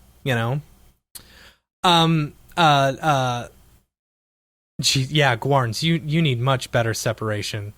16-hour days, you can't do that. You're going to kill yourself. You will kill yourself. Like I've found lately, this is a terrible chair that I'm sitting in. It's an absolute awful chair. I'm saving like $1,500 so I can get one of those Herman Miller Logitech gaming chairs. Because I found that. How did you get to chairs? Guarn said that they've been working up to 16 hours a day, and their desk is 2 feet from their bed. I was like, you can't do that. You're going to kill yourself. Your desk in your bedroom. So what I have found, like, because I have this chair, I want to tell you, I got it at a estate sale for $20, right? It's a crappy chair. I need a new chair, but I found that it like cuts off the circulation to my legs, and then my legs are totally sore for the rest of the day. So I have a really hard time going to sleep, from sitting in my chair so long. And I know some people just don't have another place to do it. I get that. Yeah. It is really tough to have your office in your bedroom. Yes. Yeah. Just to be in that same room all the time. I love having, and I'm lucky. I live in Texas. Houses are cheap here, right? Right. I have a 5-bedroom house. Upstairs, tucked away, is my office, to where when I shut it, no one thinks about it. Right. So yeah, man, Texas is a place to buy. Yeah, it is. So much space. Yeah, Texas or Denver. Denver's going to be the next place. We're going to buy a vacation home in Denver. Like it would be impossible to have a house like this in California. Yeah, just impossible. Yeah. But the separation thing, like, being able to just shut my door, and go spend time with my kids or relax or whatever, or clean my house. That's the hardest thing. The hardest thing is being able to keep my house clean while also having to work, and also spending time with kids, and also, spending time with the wife, and having a moment to relax, Gotta keep them separated. All right. You just know that you can get me to say or sing any song as long as you lead into it, don't you? Yeah, exactly. Yeah. Yeah. It needs to be a game that you play where it's like, all right, this is going to be the week. This is what I'm going to see. I'm going to see if I can get him to sing that song. We used to have a game. Private suggestions on what to make you say. We used to have a game at Domino's when I worked there. Huge fan of Domino's because I worked there for like 16 years, right? I don't think it was 16. It was probably like 9. I was going to say. Yeah. From the time I was 16 until the time I was 27, basically off and on. So, we used to have this game where one of us would sing. We'd all sing different songs, and whoever got the boss to sing that song first, because it got stuck in their head, we'd win the game. Nice. Yeah, it was fun. Yeah, VJ says it's hard to concentrate at home with kids and things on creative. So hard, yeah. You need to find your zen, Yeah, the other day, like cutting wood. I've been seeing your cutting wood videos, VJ. That's a cool log cutter you got. Yeah. Anyway, the other day I was so stressed out about everything that I told Dave, I said, I just got to meditate. I got to get off of Skype. I got to meditate. Yeah. I got to do something. Mm-hmm. And I was like, I've got to go run. Yeah. I still couldn't clear my mind. It literally wasn't until Dave and I had that meeting where we scheduled everything out, that I actually felt better about life. You know, so it's amazing how much just getting shit in order helps. Yeah. I don't know. I was actually talking to Clint Jones at the time. Mm-hmm. When I was talking to you on Skype, I was typing to him, and he literally said the same thing to me. He was like, I got to get out and run this week. Yeah. You know, and gosh, that day when I ran, I started running out the gate as fast as I could. Yeah. You know, it's like you're not supposed to really do that. I was just like, I just got to get this energy out. You just go until the only thing that you can think of, nothing matters anymore. The stresses, the things going on, nothing matters. The only thing that matters to you is that you just can stop running. Yeah. You just that's Phoebe run, right? You just Phoebe run. Yeah. You get all the energy out. That's exactly. Okay, so I'll clarify on what I was saying earlier. Okay. Like, this is what Gary Vee says. Stop watching Lost. Right. We've talked about that. His old school video for like 2005, right? But it's not that you can't go enjoy things. Yeah. Here's what I'm dealing with is in not all days, but on certain days, if there's nothing to do and you're in COVID, right? Sometimes you just find yourself sitting there, maybe on Instagram, Facebook, something, and TikTok. There's like not much to do, and you almost feel bad, like I could be doing something. Now, if you're enjoying taking that time, I'm not bashing on that. Take your time and enjoy your thing. Sometimes I'm sitting there, though, and I feel unproductive, and I don't like Facebook, and I don't like TikTok, and I don't want to be on my phone. I don't want to be just sitting there, and I don't want to be watching more reruns of The Office. Yeah. Because, like, what am I doing? I'm just sitting here doing literally nothing. And so I actually enjoy coming back to the desk. So also, if that's what you love and that's what you want to do, don't feel bad that you've spent more time in front of the computer. That's very true. Yes. Yeah. It's productive. I shouldn't shame people for sitting at their desk for too long. I'm sorry about that, Guarns. If you have the time and you have nothing else to do and you're having fun, there's nothing wrong with it. Just make sure you get up and maybe get some exercise so you can get them blood clots. Right. Yeah, and you know, the thing is, that's another hard part about this industry is that, at least for me, my hobby is also my job. You know, my hobby is my jobby. Yeah. So it's sorry, that was really stupid. Show title. My hobby is my jobby. We don't do show titles anymore. But we don't. No. Thank goodness. But no, it's true. It's like that's my hobby. It's what I really like, you know. I don't have anything else. And so I don't know. Yeah. And see, like UK cold, outside bad. See, I'm telling you, like Beat Saber, that's the bomb. Yeah. If you can't get outside, some Beat Saber maybe, that's a good way. Yeah. I don't know. Or you got a rower, right? I do have a rower. Some sort of indoor. What I want to know is, how do you get the motivation to work out? Because right now, always my motivation for working out was always NAB and always SIGGRAPH, right? About this time, I'd be about 10 pounds lighter, you know, or maybe even 15, get that last 5 before NAB, you know, because I always here's my motivations. Here's my list of motivations for working out. Number 1, not being fat. Right. Of course, right? That's my number 1 motivation, lose some weight. And number 2, family, of course. Yeah. I would love to see grandchildren someday. I know that's way off in the future, but I always think of it like this. Imagine you're 65, okay? When I'm 65. See? I don't even think it was 65. I don't know. 64. 64. But yeah, imagine I'm 64. See, I did it on purpose. And imagine that you have a kid, and that kid is grown up, and that kid is on the verge of having a kid of their own. You know, you're about to be a grandparent. However, you have some heart attack and you die in the first year of that child's life. Right.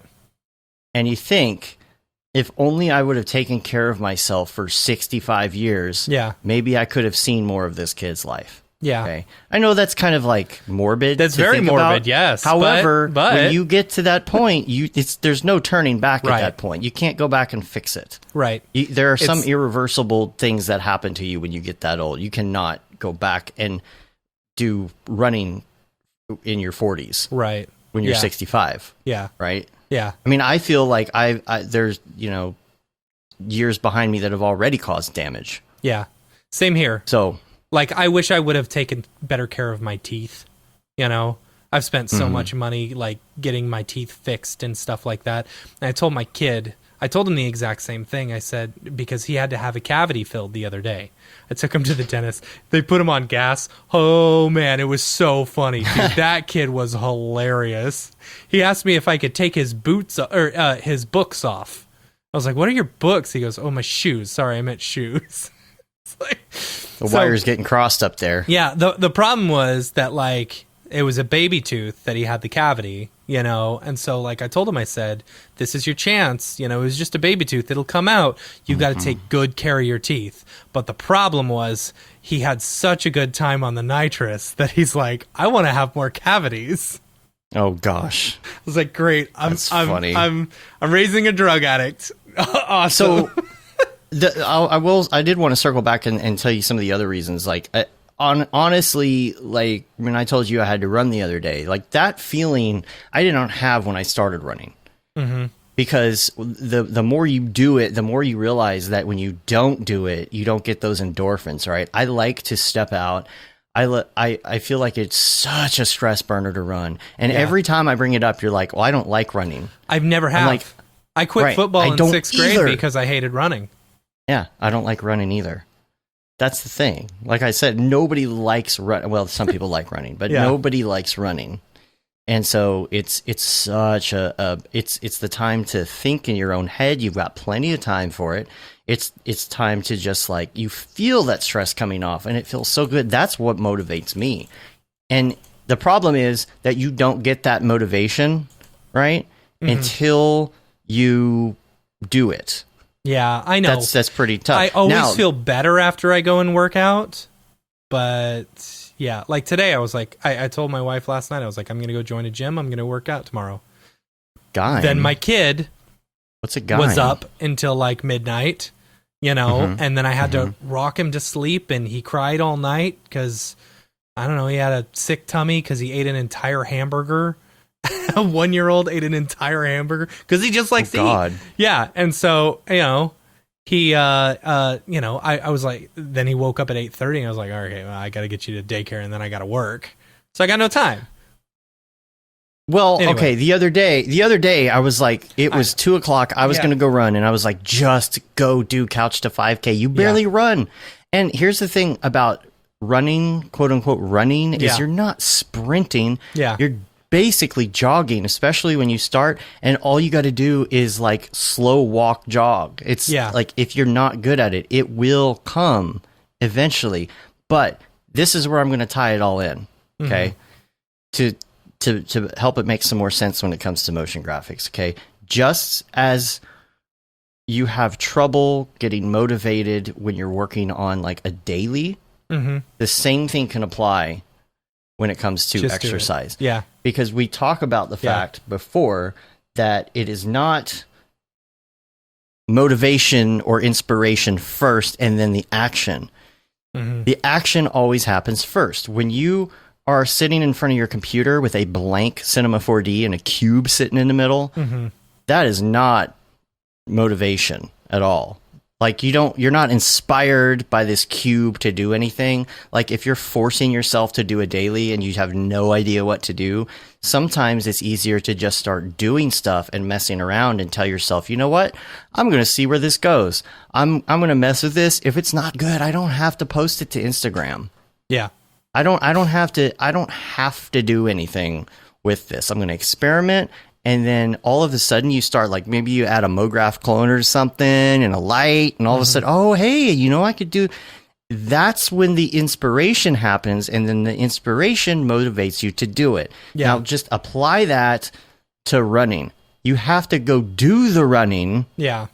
before it really does something that motivates you to do it more. Yeah. Eh, you like that? You like the segue? Eh? It's good. Here's what I'll say. Like, sometimes also the motivation gets you up, you know? Like my motivation to lose weight before NAB is always, I don't want people to see me and think I'm just some big lazy fat chunky dude, you know, when in fact that is my personality. I'm a big true, fat, but lazy, I'm talking about dude, when there is no you know? motivation. Right, when there's no motivation, you just have to do it. You have to do the you action. just have to get up. Yeah. And I'm telling you, you said you've tried the app or whatnot, but try the app, really try the app. Do exactly what it says on exactly the times it says for 1 month and tell me that you don't feel better. Yeah. My other big problem is that I really like food. Like, food is delicious to me. Like, I love food, you know, and when I was a vegetarian for like 12 years, you know, and it was a lot easier to be skinnier then because I was also poor too. I lived a big part of my life, you know, when I was single and, you know, living on my own out of my parents' house, where I was really, really poor. And I worried about where I was going to get food every single day, you know? Mm-hmm. But so I feel like once I finally, you know, had enough money to where I never worried about going to the grocery store and overspending, you know, like that's when I knew I had made it at life, when I could go to the grocery store and I actually was not so worried about, I could get anything I wanted off the shelf, you know. But it's like, well, that created an unhealthy relationship with food, you know, and because of that, I don't know. Yeah, but this here's the thing, is like with a the topic running for stuff, a whole nother show. I was working out for like 2 years straight. I got kind of buff, you know. It was nice, and I could go and run like 3 miles, you know. I got down to like a 12-minute mile or something like that, which is pretty good for me because most of the time it's a 20-minute mile, you know. And I still hated it. I hated it so much. I've just always hated running. I've never found an aerobic exercise that I like, you know? Okay, so this is probably, and this will be a topic for a whole nother show, so sure. You could go on a whole thing on this. I'm going to say exactly what VJ just said in the chat. Mm-hmm. Fasting really does help break your food addictions. Yeah. If you do like a keto or an intermittent fasting, you're going to be amazed at how much you don't even think about food anymore. Yeah. Because I don't even want to. There are days that I don't do intermittent fasting. I don't even want to eat during the day because I know what's going to happen. I'm going to get super tired. I'm going to want to take a nap. And I love just blowing through the day and then having a nice meal after I run. That's the other thing, too, is it's hard to eat before you run, especially if you're new. It's very easy to get a stitch or a cramp or something if you have anything in your stomach. So, like, the intermittent fasting, if you're only eating at night, then, 2, 3 in the afternoon, if you want to take a break and run, you don't have a whole bunch of stuff in your stomach. Yeah, Winbush said I should try boxing. I also don't like being punched in the face. Well, I do VR boxing. Yeah. It's a good cutting idea. Sugar is see, so, that's my crux. Good. Like, even sugar. If you're not keto. I am a sugar fiend, man. I have at least 2 Rice Krispie treats every day, you know?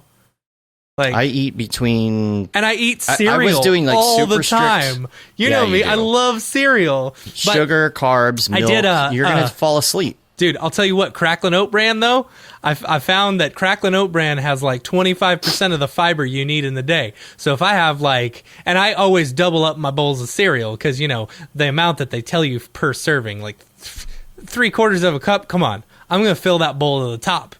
So I get like 50% of my fiber from one bowl of Cracklin' Oat Bran. Just saying. Yeah, you get all the fiber, and then there's a bunch of sugar or something in it on top of that. Phil, you're right. Breakfast, I don't eat breakfast. Unless I'm with my family on the weekends, I don't eat breakfast. Of course, I've got the problem where my stomach I'm living with IBS here. It's awful. It's the worst, and so I find that not eating breakfast actually helps that a whole lot. There's a lot of people in the chat who have actually done the fasting thing. Yeah. And I'm a 20/4 kind of guy. I like to come back from running and work some more and maybe drink maybe an energy drink at that point. I know technically some people say it's not. I don't know. It hasn't been too bad as far as throwing me off, but I do like the fact that between like 8 and midnight, that's when I just I eat a bunch of stuff. Yeah. And then I'm good to go. I feel fine after that. You really get used to it. You just don't think about food, but yeah. All right. Another topic. One more quick topic. I like what Carlos said in the chat. And then if there's milk left over, you got to add more cereal. Absolutely. Finally, someone gets me. We got a lot more to cover. I know you have a heart out too. So. Oh, okay. All right. Yeah. I mean, we still have time, but still, we got a lot to get to. Organization, and we'll make this part quick. Okay. Yeah. I just wanted to talk about to-do list, calendars, and Notion, which are the three things that have really helped me, and I've really been changing around and tweaking the way that I work. Notion is pretty good. It's one that I found that both me and Dave can get on board with, because for how many years now, neither one of us have been on the same thing. You know, we've tried Todoist, and what was the other one? Trello, and all of those. It just both of our brains work differently. You know. So, but which is why this is so good, because you can tweak this the way that you want it and customize it, and it's ever evolving, ever adding stuff, and it is kind of hard to wrap your brain around it at first, because until you start building something for yourself and not looking at all like the samples, it doesn't really make much sense. Yeah. But when we started building this out, and it's like the fact that you could say, well, we needed a project status. Mm-hmm. You're like, all right, so you just type your own project statuses and they're just there. Yep. You know, it's not what they recommend for a project status. It's what you want to have. And even the word project status could say something else. Yeah. So I've been down the rabbit hole of Notion, and I recommend that anybody looking for this kind of organization check it out, because there are so many things you can do with this, and you have to spend some time with it to understand it. But try and do it. Try and build yourself a project management database in there. Yeah. And just see what you can do. Go down, that will take you down the rabbit hole. And then you realize, oh, well, I could use this to organize this thing. I could use this to do my personal stuff. I could do a separate to-do list over here that only shows the things that I have to do and only the things that I'm able to work on, only the actionable items. Mm-hmm. And that has been really great.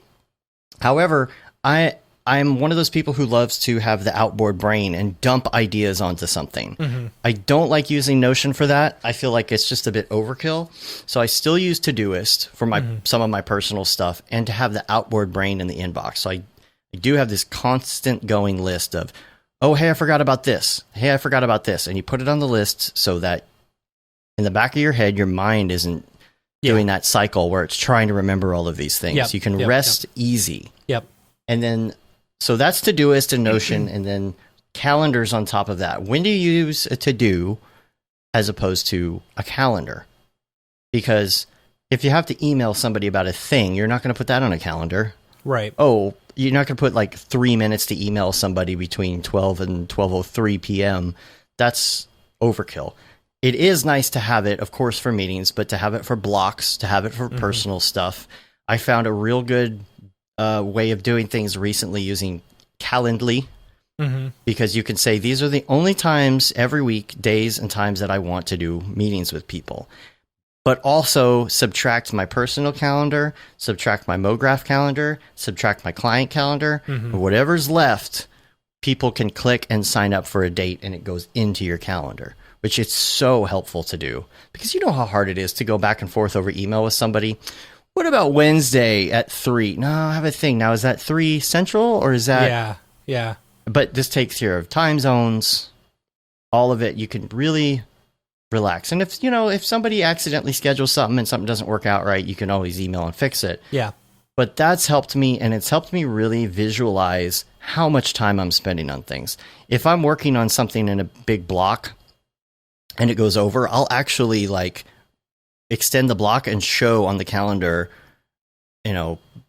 what it took for me to finish it, so that next time I can see, you know what, it doesn't take 2 hours for this, it takes 4 hours every time. Right. Yeah.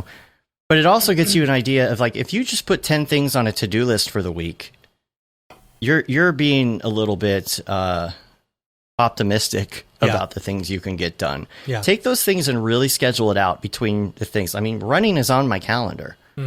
because I have to have that blocked and I don't want anyone to put a call there. I'm going to go at 2 o'clock or 3 o'clock most days and go run. Mm-hmm. And I don't want anything scheduled right before it. That's going to go. If it goes over, I can run later. But it takes me 45 minutes to an hour to do like a regular run, not the long-term runs, right? Right. But I block 3 hours. Why is that? Because I got to get ready to go. Yeah. Someone's going to call me. I got to get my stuff ready. Then I get out the door and it's 45 minutes late. Then I run for an hour. Then I come back. Then I settle down for a minute. Take a shower. Take a shower. Then I kind of decompress, get something to drink, sit down, maybe get whatever that is, right? That's going to be 3 hours. Yeah. Don't kid yourself. I have been kidding myself on how long things take for so long. And so if you really put that on the calendar and you start looking at it in week view, not in month view. Yeah. Go to week view. This is my new jam. Go to week view and really lay that out and look at it and see. Because you're going to be surprised when you start laying stuff out. Yeah. You know, you put those 4 things on the calendar and you realize that's your whole week. Those other things are going to have to wait. Yeah. So. Anyway. Is it time? No. Okay. Let's do some links. We're almost there. Let's do some links.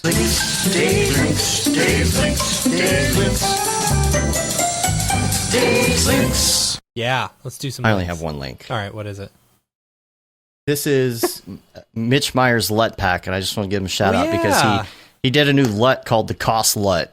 I think he did one called the Milstead as well. He did do a Milstead as well. So I'll put a link to that in the show notes. You can check it out. And check out his LUTs. And so we're going to do Mograph Recommends. We need to go through this really quick. We can do it, yeah. But we're going to go through Mograph Recommends because we haven't done it for us in a long time. Yeah, so. It's been since the first time we did it. Yeah. Yeah. So some of these things haven't changed. Some haven't changed. Let's start with favorite movie. Favorite movie is Requiem for a Dream. Still to this day. It's the hardest movie to sit through, like here, it's a really hard movie to sit through, like hard to stomach and stuff. Man, I feel depressed when I watch it. It's so depressing, but it's beautiful. It is beautiful. Mine would be Cinema Paradiso. I don't know that one.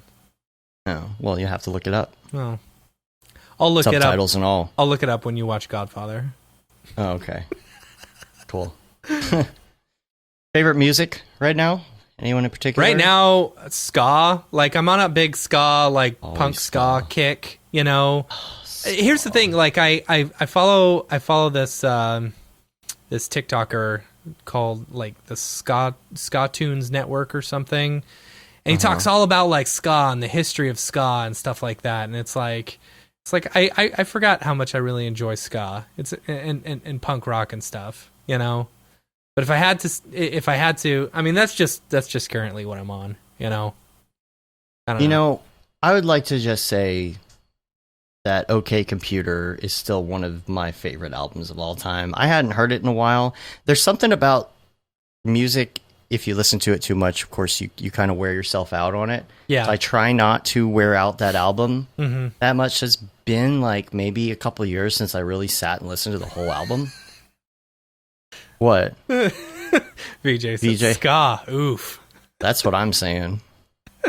But I enjoy happy music and stuff like that. I also enjoy, your nice ethereal, music like Sigur Rós. Sigur Rós is great for relaxing and stuff like that. But when I'm in my car, nothing like some chill hop. Yeah. Here's what I love. Chill hop ruins your Spotify though. Chill hop. Having it on all the time ruins your Spotify suggestions, especially and your else, daily drive. Your daily drive is just all full of whatever. Yeah. But the thing is, like, I actually really love TikTok for this reason. Like, I have discovered so many good artists through TikTok. just like music that's either being played in the background or them talking about, these are the top, punk rock emo bands that you should be listening to right now, or hey, you're tired of sitting around. There was one where he was talking about, you want to talk about a ska revival, but you're still listening to the same ska bands from the 90s. You need to be looking at, new school ska bands where there's like, emo ska or punk ska and stuff like that. It's like, yeah, that's the type of music I like.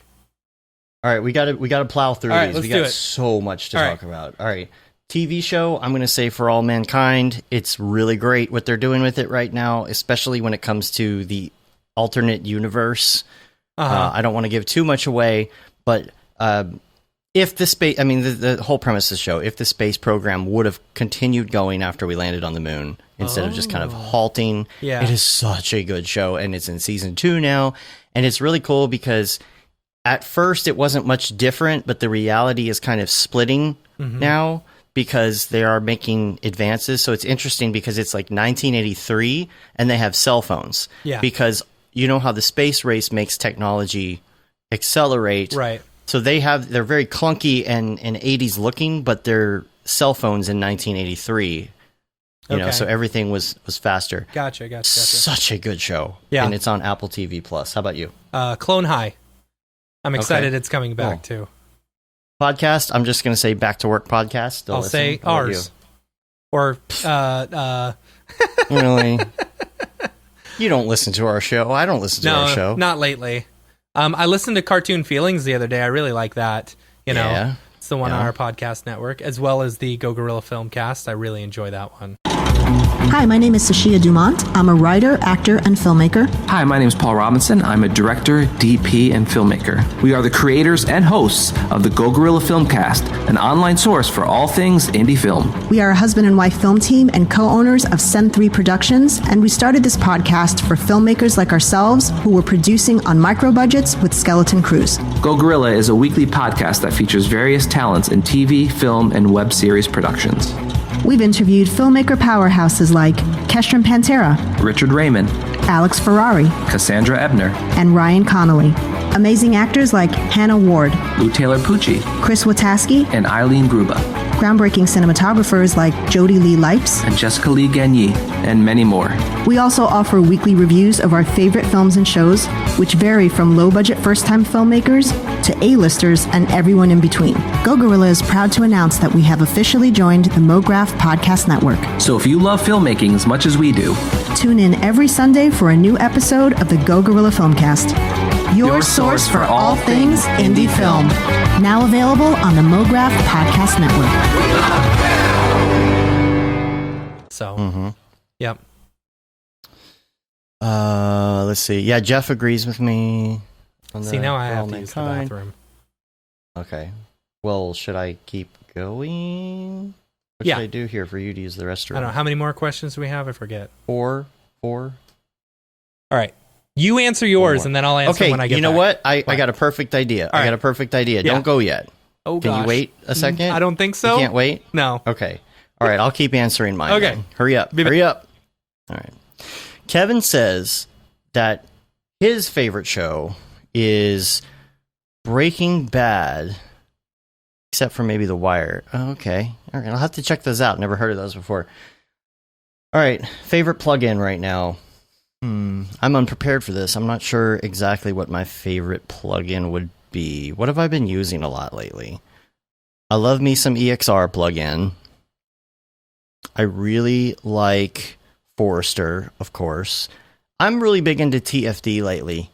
Again, like I really feel like I'm wrapping my brain around TFD, which is cool. Like I'm understanding things like pressure and turbulence and all the deep settings and what they do and how they affect.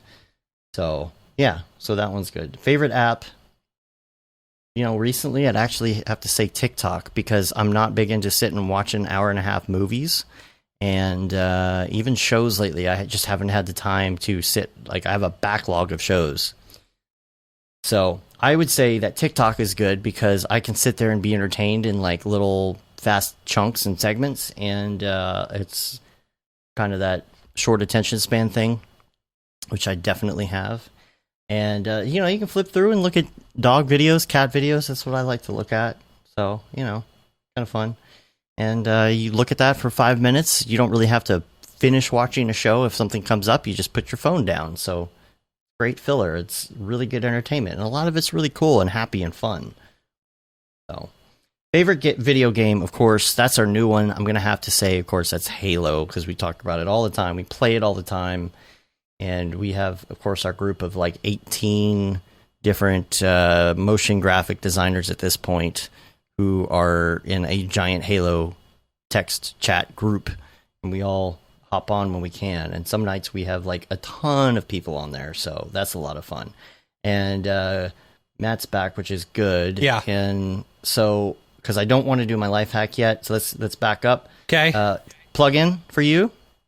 Let's see. The render engines don't count. Mm-hmm. RSMB probably, or stock RSMB. Stock RSMB, yeah, or X Particles lately has been one of my favorites. I've really enjoyed it. I don't know. Kevin asked about Halo tonight. I'm gonna call tomorrow. Not Maybe. gonna happen today. Maybe. There's too much to do today. Yeah. But tomorrow for me, we haven't played with Kevin yet, and I can't believe it. I can't believe it. He's had his Xbox for weeks. Okay, we did plug-in, app, TikTok right now. That's what I said. Yeah, it's Yeah. TikTok right now. Yeah. Video game? Favorite video game, Legend of Zelda: A Link to the Past. Current favorite video game is just Halo 5. Yeah. Or that's what I Rocket said League. too. It's a split between the two. Because I really enjoy Rocket League. Life hack. Life hack, I got two. One, get yourself a tape measure that you can keep to measure how tall your kids are. So that way, if you ever move your house, you'll always have the thing. Or like a piece of paper or something like that. They've got these growth charts. Yeah, don't put it on the wall. Don't put it on the wall, because you'll always forget, And then the other one is when you're cleaning, work from top to bottom, okay? So clean from the top all the way down to the bottom. The floor is the last Ceiling thing fans. that you do. Yeah. Yeah, the floor is the last thing you do. So what you're going to want to do is you're going to want to get like a floor brush or something, but don't ever use it on the floor. Like don't use on floor. This is a counter brush. You're going to use it only for the counters, and you're going to brush off everything on the counter so that you don't have to get like a rag and like whatever. You just brush it all off into the floor. Okay. And then you vacuum or sweep or whatever it is, or use after your you're Roomba. done. Or use your Roomba, right? I like that your Roomba, when you were over the other day for the meeting, was texting you that it was stuck. Yeah. It's smart enough to text that it's stuck, but not smart enough to unstick itself. Right. Did I send you the picture of what I came home to? No. It was basically, stuck on the baby chair. It was like teetering on like one of the legs on the thing. I thought you were going to say it ran over some cat poop or something. No, today Smeared it texted me. It said, "Oh, you got to clean out the bristles." So I look under it, and it had sucked an entire vacuum up through the thing. And I was like, "Ah, this is what happens when it goes when I haven't prepped my floor before it goes." Oh yeah. All right, my life hack. I don't know how much of a life hack this is, but if you are deciding to become an art director, which by that I mean if you're looking to shave your head, I'm going to give you some tips on what I have found to be the best ways to shave your head. Now, all right. Number one, if your hair is getting kind of long, or if you're just starting out to become an art director and shave your head, you don't want to go straight to like a smooth shaver or a Bic. You're going to have to get rid of the excess hair first. Right, or if you already had it and it's growing out a little too long, you've been working on a big project, right. You're becoming less of an art director. Right. What you need to do before you go to the good stuff is you need to get something like this. It's these Remington. It looks like clippers, but it has a little bit of a curve to it, right? So it's just like clippers. So even if your hair is long, it's not bad, right? You can take care of that. Once you get it down, then you get this little bad boy right here. Now, it has the heads on it, kind of like a regular face razor, like the electric razor with the three like rotating head thingies, very, very close shave. But this will not work well if your hair is long. Mm-hmm. But what's cool about it is it has the little 2 indentions in it, right? So you put your fingers through it, and then you can just like go like this, and it's waterproof. You go in the shower, you don't make a mess. Nice. You just go every time you get in, good to go. So if you use this on the reg, you don't need the other one, but it's there just in case. And this is $50, and the other one's $30. It's not that bad. I thought it was going to be like super expensive and junk, See, I used to just bake my head back when I was shaving my head, and nothing feels better than a freshly shaved head, especially when it's cold outside. Whew, that's nice. The only thing, though, is when you do the really close shave and it barely starts growing, your head becomes Velcro. Like this hat is like, I'm like, come on. Yeah. What's the name of the head shaver? People totally. I'll put the head shaver links in the show notes. The problem is it just says palm on it. Yeah. There's a name for it. It's like skull shaver, I think is what it's called. Okay. The skull shaver and then this Remington, they will come up on Amazon right away. Yeah. Okay. But you need the clippers and then the other one. So I think it's time, Matt. It's time. So for those of you who do not want to experience the crypto art, let's watch the viewer count and see. Now is where we part. So don't forget you have to do an intro because it's going to be a separate show. So let's do this. Cool. Are you going to do the music? You're going to cue the music? No. That was just the one time. Right. Yeah, on the podcast you'll hear it. Wow, we've got 42 people watching right now. What up? What up, all the newbies?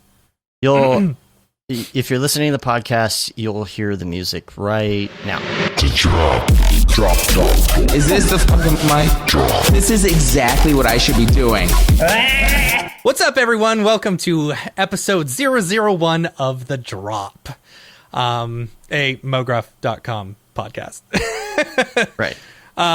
Where we talk about going up, by the way. Yeah. Oh, just good. Letting you know. We talk about all things crypto art, cryptocurrency, crypto everything. Talk about NFTs, upcoming drops from different artists, ones we recommend on getting into, and of course some of our friends who have recently done drops or are about to. So let's learn about some news in crypto art. What do we got, Dave? All right. Should we talk about this week's drops?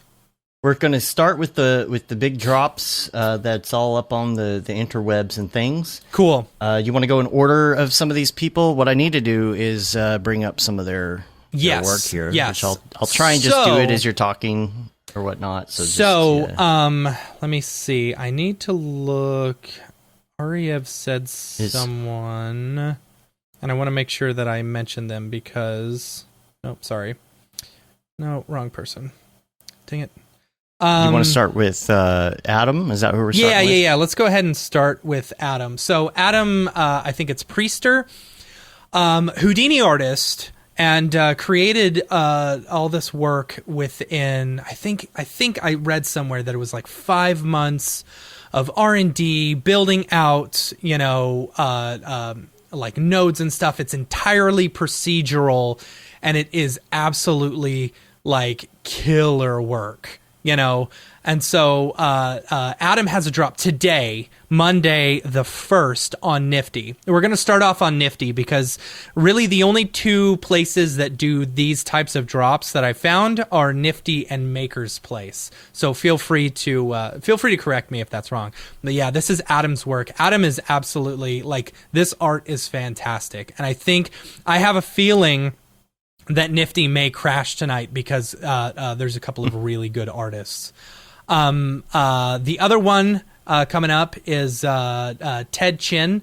They create these beautiful, like, dreamscape type things, like very dreamy. Like, I think there's an open edition of like this landscape one with like an elephant looking through it's going through the sky and stuff like that. Very, very cool work. If I was going to, these are stills, and I'm pretty sure the drops for Ted are slightly cheaper than the Adam Priester ones. The Priester ones are a little bit more expensive. Yeah, there you go. if you're looking to like get a cheaper entry into, I would recommend this. I think this one will do well. The Adam Priester ones. So lately, I have not been getting the open editions. I want to talk about this. The open editions. Well, I have that on the list. Okay. This. Then we'll just go on with the drops right now. Yeah. Okay. So next up on Nifty, March 4th. I think this is weird. I'm not going to dog any artists or whatever like that. I think it's just weird. Random. It's interesting that there's been a lot of celebrities doing drops lately, and it's like ones who you never really hear them talk about, like Mograph or art or whatever. One of them in particular, TJ Right. Miller on March 4th. Me, for example, I'm not a huge fan of TJ Miller. I liked his work that he did in, if you don't know, he's what's his name? The dude from Erlich Bachman. Erlich Bachman from Silicon Valley. Yes. He also played, the kid in. I love that character on that show, though. In Big Hero I hated 6. the fact that he was gone. Yeah. So, but the thing is, like, I don't know. From the things that I've heard, he's kind of a dick in real life. Oh, well, that sucks. But yeah, so like, Maybe that's wrong. He called in like a bomb threat or something, didn't he? What? Yeah, I think TJ Miller called in a bomb threat or something. You're gonna get us sued. I may. Bomb threat. I heard that he killed someone. Oh yeah, TJ Miller. He was arrested for an alleged fake bomb threat. And it's like, yeah. So it's like, I don't know. I just think I'm not saying you should buy his stuff or that you shouldn't. It's all up to you. What you like. Art is Like what you subjective. like. Buy Yeah. what you like. But I'm just pointing it out that I've noticed a lot of celebrities doing drops lately. TJ Miller is one on the 4th. Anyway, So this next one, I'm sure I'm gonna botch this, but it's Rhymes Like Dimes. I think Is it's it supposed not to be Rhymes Like Dimes? Yeah. Oh, Rhymes Like Dimes. Yeah. Okay, that makes sense. I was like, okay, but super cool, amazing illustrative art. I really, really like. This is the drop that they're doing for Nifty, and it looks fantastic. It's got music, it's got sound effects, super great illustrative work. I'm really excited about this one. Let's see, next one, March 5th. That was March 4th for TJ and Rhymes Like Dimes. March 5th on Nifty, Ferocious. So Ferocious is that how you? I think so. How do you? Ferocious. I think it's like ferocious, but like ferocious, Yeah. So Like baby talk. Yeah. So now these things are weird. These aren't really Mography, but like it's a weird Picasso-esque whatever. I think he's younger too. He did a drop like last month or something and did really well. These pieces are reselling. The reason I mention it is because these pieces are reselling for quite a bit. And so if you were able to get into that initial drop, like I think he made $700,000 off of that drop, which was crazy to me. But if you're looking to invest, I would say Ferocious would probably be a good investment, at least hodling, until the next one. But as far as like for March 5th, there's another one called Parrotism. I don't know if that's the actual name that they're doing on Nifty, but that's the name that I found on Twitter or whatever. Very Is this the one? Is this right? Yeah, I think that's it. Yeah. No. Dang it, I don't know. It Hold says on. parrot on it. Oh, okay. Oh. Yeah. Then this is super cool stuff. A lot of the artwork that I've seen has very Blake Catherine-esque vibes, and me, huge fan of Blake Catherine's work. So I think those ones are really, really cool. And of course, super excited about March 6th. March 6th, I am going to hop in on that one because we got our girl Shams, Smeka. Shams, she's doing a drop on March 6th. I am super excited about this one. This is the one that I've been excited for, all week and stuff like that. So I am definitely going to pick up some of her work. I would recommend everyone else do it. She's big in this space right now. Fire, you mean? Fire. She's fire in this work. So fire. In this space right now. So yeah. I think she's a great artist and she's a good investment. As far as holding on to artwork, if you're looking to, make some money off of it, she's a really good investment in her work. She's got the same style as like the fuck renders and stuff like that. And if you've seen some of his drops, the money that he's making off of Nifty, holy crap, like those have increased a lot. He's been in it for a while too. He has been, and so has Shams. They've been in it for a while. So I'm really excited and super pumped for Shams. Congratulations, we're way proud of you for this drop, and she'll be on soon. Next couple months, she's scheduled. Yeah, cool. So that's it for Nifty this week. The next one we've got up is Maker's Place. We got three artists are dropping this week. The first two are going to be tomorrow. First one we've got is just the ones dropping are Anna Zilhevea. I don't know if I'm saying that right. It's a tough one. She's super cool artist, does all of her stuff in VR.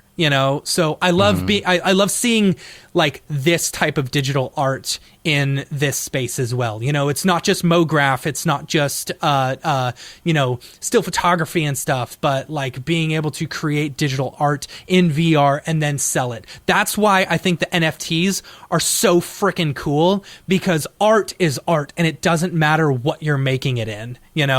Anyone can make money off of it. So super cool. The next one is Katie Arrington. She does a lot of she's a super killer illustrator. She focuses a lot on like the female form and stuff, so you'll see like some illustrative nude women with like pasties covering and stuff, but she's got this really cool style.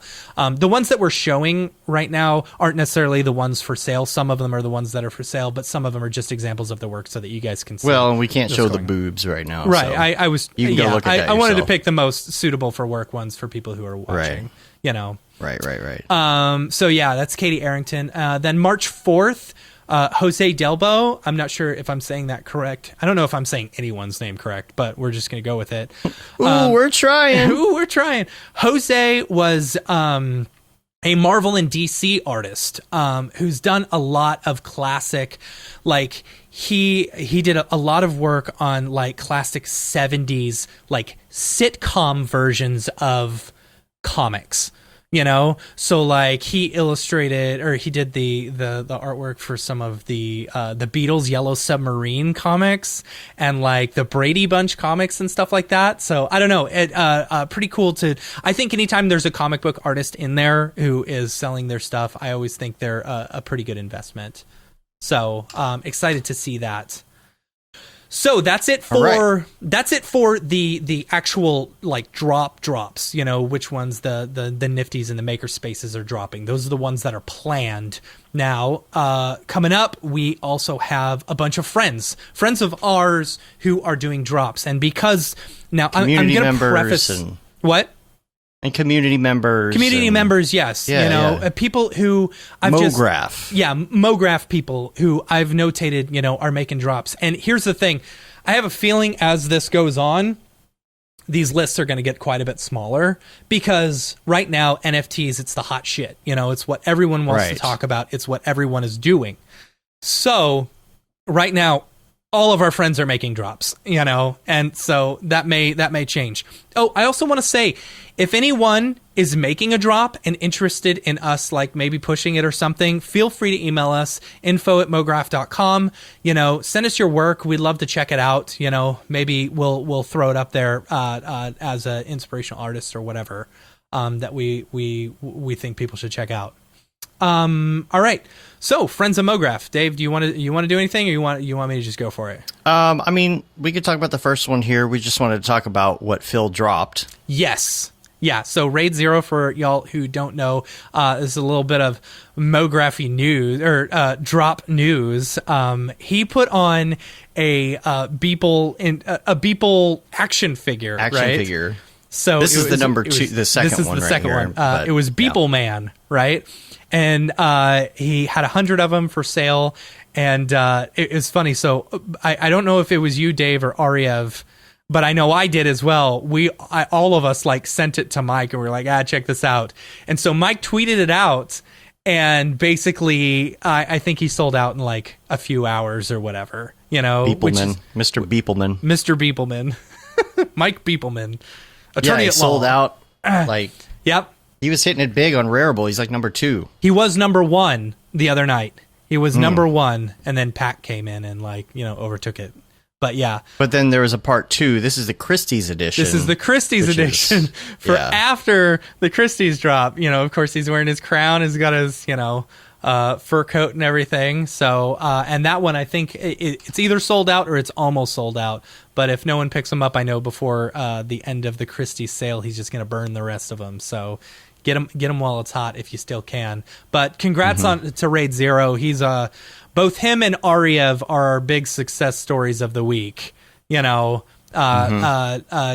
to them. It's really cool seeing your friends and people who you admire making this kind of impact in this new I don't know, this new art form or whatever. It's not art form, it's a new this new space. Yeah new space. So for sure. congrats. For sure. Then you got Smearballs. Smearballs did a drop. Yeah, I think his sold already, right? I'm not sure yet. I don't remember. That's so hard to keep up at this point. It is. Yeah. It's basically a full-time job. That's why I only get 4 hours of sleep at night, of good sleep, and then the other 4 hours I've got my eyes closed where I'm thinking about NFTs. I woke up this morning thinking that my alarm clock the snooze button couldn't be hit because it is impossible to change because it is locked to a token on the blockchain. Yes. That's where my head was in my dream. The other day, Beeple came to me in a fever dream and told me that his Christie's auction would go for $20 million and that I need to hodl on my Beeple piece that I own. So Hodl. I did not put it up for sale. That'd Phil be says there's crazy only if it 14 left if you want to get one. So that's on Rarible, nice. by the way. Phil's is on Rarible. This is another thing. It's really hard to keep track on what all of these are being dropped on. Yeah. So Smearballs. Okay, so that one. Yeah, that one did. That one did get bought, I believe. The Smearballs one. I'm gonna check right now. Sorry, y'all. Well, while you're checking on that, let's talk about Clint. Clint, yes. Clinton Jones. Clinton Jones. He was on the show. Punisher.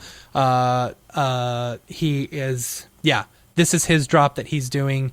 I forget where Clint is doing his. Do you know? Do not, because I'm up full screen right now and I can't tell you. He will be doing this on Super Rare. Clint is dropping his drop on Super Rare. It is March 4th. So make sure and check that out. That one's going to be a good one. I have a feeling that's so. A lot of these that I've noticed, like if you notice, Clint's was like a kind of a short film type thing, as was Ariev's, and also Ryan Talbot released his short film on as an NFT. And I've noticed that these short films, they go for a lot. So if you're looking to get into the NFT space and you're an artist, I would say, I love the idea of selling a short film as an NFT. I think it's a fantastic idea. It gives you the ability to, I don't know. It's like, so I've always said, they're definitely I wanted selling to- better. Even the ones that are just like a quick loop of something are selling better, right? Yeah. Even the animations are selling better eye-catching. and stuff like yeah. Versus the still frames, it's the stuff that we were talking about last week where, that Nick Walagorski brought up, where it's like, okay, is it good as just a still? Is it good with motion? Is it good with sound and music and stuff like that? And I've noticed the ones that are more in depth and have, tell a story or, are, short films and stuff like that. They tend to sell very well and do very well in the space. So could be a way to fund your next short film for people who are looking to do it. That'd be cool. What was I We gonna got say? Mitch Myers. Mitch Myers did a drop. Yeah, he sold as well. This one was on, I believe, is that Foundation or is that? That is Foundation. That's Foundation. Yeah. Yeah. So he did a drop, sold for 3 Ethereum, which is cool. That's big congrats. I feel like this space is perfect for Mitch Myers, and I've told them that numerous times. I feel like Mitch Myers has always been, He's always been about the art. He's always been about the art. Yeah, and the followers and stuff like that. He's always pushed his Instagram really hard, and his followers and stuff. And I feel like this is a really good space for him, and he's a talented artist. So, let's see who else had drops this week. Sakani. Okay, so coming up, Sakani Solomon. He's got a drop right now. Yeah, doing some of the. I think it's similar along to the Star Wars stuff, the Star Wars short that he released. Sakani's sure. is on. Where is Sakani's? Man, I need to mark all this stuff down. I think Sakani's is on. Sakani's is on Foundation. It's on I do Foundation. have a link to that. Okay. Yeah, for sure. And also, we just found out before the show is Handel Eugene has one coming out as well. Yeah, that one. Is it called Night Owl? Spirit Animal.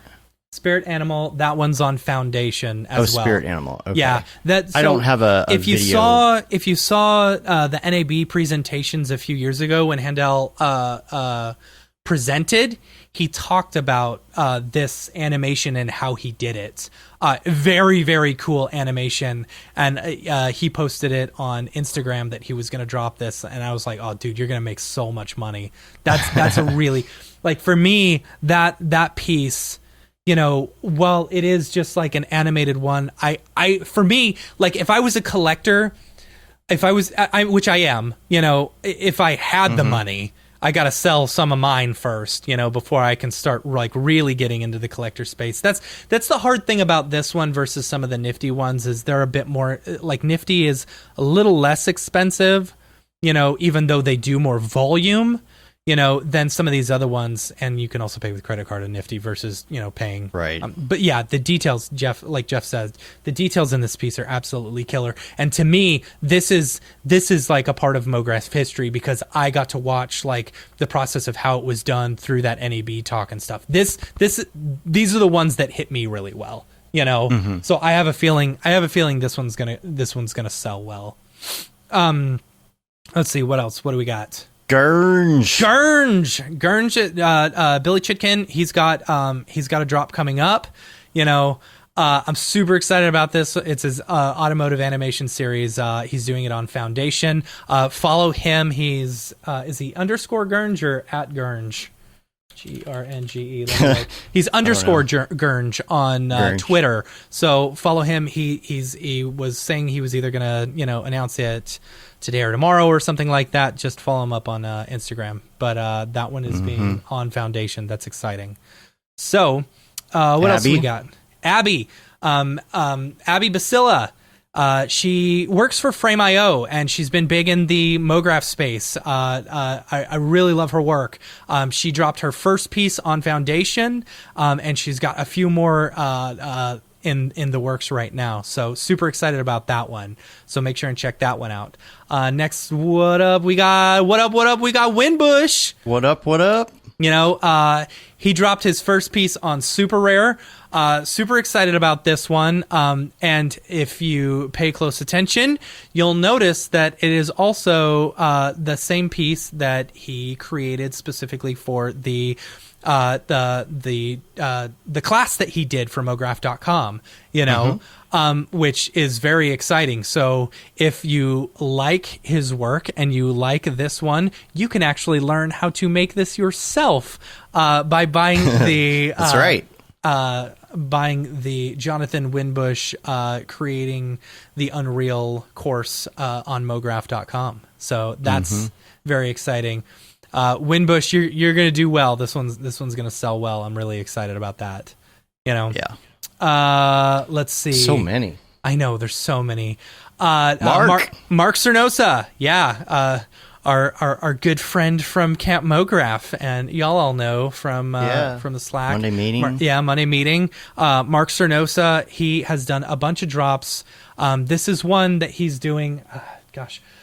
There's so much to do. It's like we were jamming through. So I don't know the exact details, but he said proceeds from this one are going to somewhere good. To something.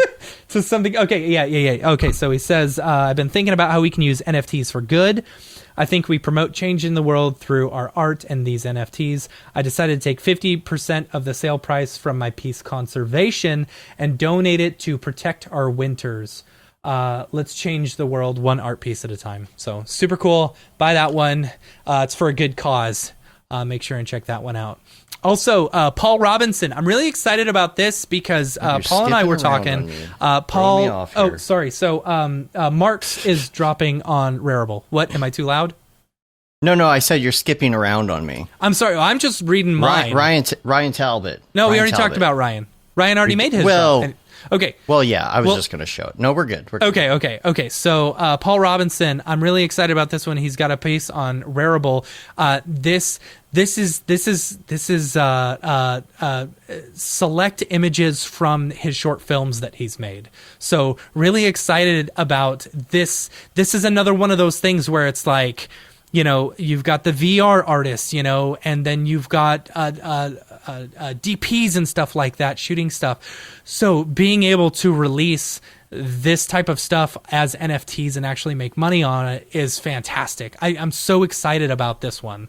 I'm so excited. It's good to have an angle when you're doing this. That's what everybody's kind of getting to right now. Just don't throw it up there. You have to have kind of a purpose, an angle, something, some sort of gimmick, something to... And that kind of applies to a lot of things, but yeah, helps you be seen and whatnot, right? Very, very exciting. Okay, so Ryan Talbot. Sorry, I'm jumping around. Yeah. Let's do Ryan here. Let's see. And even though it's already dropped, but I just wanted to show it off. Has already dropped. Yeah. So if y'all ever saw what was it? It was. Oh gosh, it has audio. It was The Search. That he did. I believe he dropped these last week, and I'm pretty sure he's already sold them. Don't quote me on it. I will look it up as fast as I can. Digital Melon is what he goes under. Mm-hmm. So first, he did these on Maker's Place. Oh yeah. He posted a bunch of his stuff over the past week, and all of them have sold out. So congrats to Ryan. Great job. Super pumped for you as well. It's very, very cool. And I'm sorry if we missed somebody. Yes. Yeah. You would not believe how much we scrambled this morning to get this all together. Please. Like, we keep track and notes and stuff of everyone's drops that we notice. If we don't notice you, don't get upset. Just send us stuff. Please send us your drops that are coming up so that we can add that to the notes, because we want all of our listeners and all of our friends and all the people in this industry to be able to, get the notoriety that they deserve. That's kind of what REF's going for too, with like the Discord and everything, and like the Facebook group, is to help promote each other, try to help each other get into this. Absolutely. And keeping that sense of community is like something that's really important throughout this. And so we're trying to push our friends and really help each other out. So and the two best drops of all, I would have to say, both Dave and I, we had drops this week as well. It's funny. Winbush just said, "Don't forget to mention yours." So, what do you got, Matt? So I've actually got 3 pieces. It's on Rarible right now. Dave, I don't know if you want to bring them up or whatever. So I did 3 pieces. I took some Instagram posts that I did. It's a bullet with butterfly wings. From the Smashing Pumpkins, whatever. It's fun. So I took my Instagram post that I had done a while ago. So this is the last one of the 3. It's a 3-part series. The first one was just a standard bullet with butterfly wings. The second one was one called Follow Your Leader, where there's like a energy beam or whatever going up into a skull, and then it's blasting out butterflies, which I had a fun time animating this one. I knew that I wanted to turn this one. I felt like this one would be a really, really fun one for a drop. There you go. So, and the really fun part about this was making it loop. So what I had to do, as you'll notice if you look at it, all the butterflies are going, in a specific way, the same color, because they're just going along splines. So I built out a bunch of splines and stuff like that, and then did align to spline, and then animated the wings at different points. So then, we're going to mention that, Billy. So then I just duplicated them a whole bunch of times and then offset the animation so that it would be a constant loop. The cool thing about doing loops, like as you saw on the last piece that I did with that I called a fractured right wing, that one was a loop as well. All I did was render out 500 frames, of a Turbulence FD thing.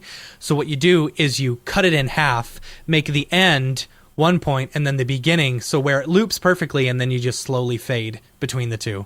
Perfect loop, Totally. So pretty cool. So 3 pieces. I've got the bullet with butterfly wings. Yes, Jeff, the world is a vampire. Yes. And then follow your leader, and then my last one, a fractured right wing. So that's my butterfly series. That we finally got invitations to Foundation. Shout out to Ross for hooking us up with those. So these are probably going to be the only ones that I post on Rarible. Because I just wanted to get into the space and stuff like that. So I go through the experience, exactly. right? Like, what I got does it the take? Foundation How do you have to invite before I posted my third one, but I figured I wanted to keep them all in one space together because it's kind of a series, And you kind of want to decide what you want, like what types of things you want to put. Right. Like you might not want to put your best stuff on Rarible. You might want to wait until you get an invitation, save. Right. Don't just throw it all out there. Really, just everybody calm down and it's all right. Take your time. It's all right. We're all here to support each other. Cryptocurrency for everyone. Yeah. So, if you want to check out mine, you can go to app.rarible.com/Matt Milstead. And then I've got them reasonably priced. The bullet with butterfly wings is like $100. The follow your leader one's like $200, and then my last one, fractured right wing, that one's like $400. But there's like 100 of the first 2 and like 10 of the last one. So get the whole series, collect them. Got to catch them all, right? Got to catch them all. Speaking of which, mine has Pokemon in it. Shout out to Phil for buying my first one. Lots of love to you, dude. You took my NFT virginity, and I appreciate it. All right, well, and then Dave. I got one. Yeah. I'm trying to see. I had a special note here, and I don't know where it went. I'm gonna try and find it real quick. But special note. I'll figure it out eventually. Oh wait! I found it. I had a special note. I wanted to just give a shout out to Marty Kane, who was my first buyer, and it's kind of a special experience. Like it's a special bond with your first buyer, right? Absolutely. So mine is up on Rarible. It's Mograph Dave is my username on there. If you want to check it out, mine is called Beepleception because it's Beeple inside a Beeple piece, essentially. Right. And I put the drop on it. This is basically I'm selling it for, and of course this varies, but in Ethereum it would be $888, 88 prints. I'm going on the 8s because I got that number 8 right there. Yeah, there in the corner. 8. Yeah. Number 8 Beeple. Selling it for $8.8 million right now. If anybody would like to pick it up. And I'm just going on this whole like lucky 8s thing. So there you go. If you'd like to get yourself one of those, that's there. And then I would like to say that all my crazy talk about cryptoart sparked my daughter's attention a little bit. Yeah. And she didn't quite understand what it was. And it's really funny because I was trying to, first of all, explain what cryptocurrency, and that's hard enough. It's hard enough to explain. Yeah. But she kind of understood it. But then it's really funny to get her questions, and it's the same questions everybody else has. I'm like, they buy this piece of art, and it's like theirs on the internet. And literally the first thing she said was, yeah, but can't people just like copy and paste or download? Yeah. I'm like, right, but it's not the one. It's not like, so Right. I had to kind of like explain that, you know?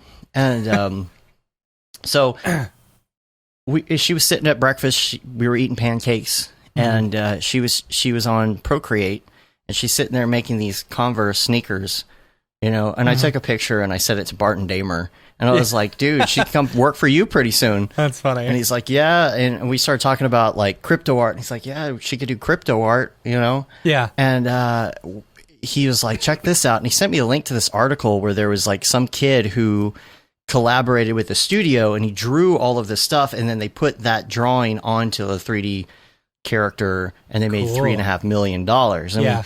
we started talking about it. I was like, you know, you could put some of this art. She's got a Procreate on her iPad full of stuff that she's done. I'm like, we can put some of these up and see what we could do with them. So we decided to make her a quick Instagram account, of course, all managed by me, because you know, you got to be of age, and put some stuff up on Rarible. So she is selling 4 pieces on Rarible, and you can see some. This is just kind of from her Instagram page here, but she's selling the Converse.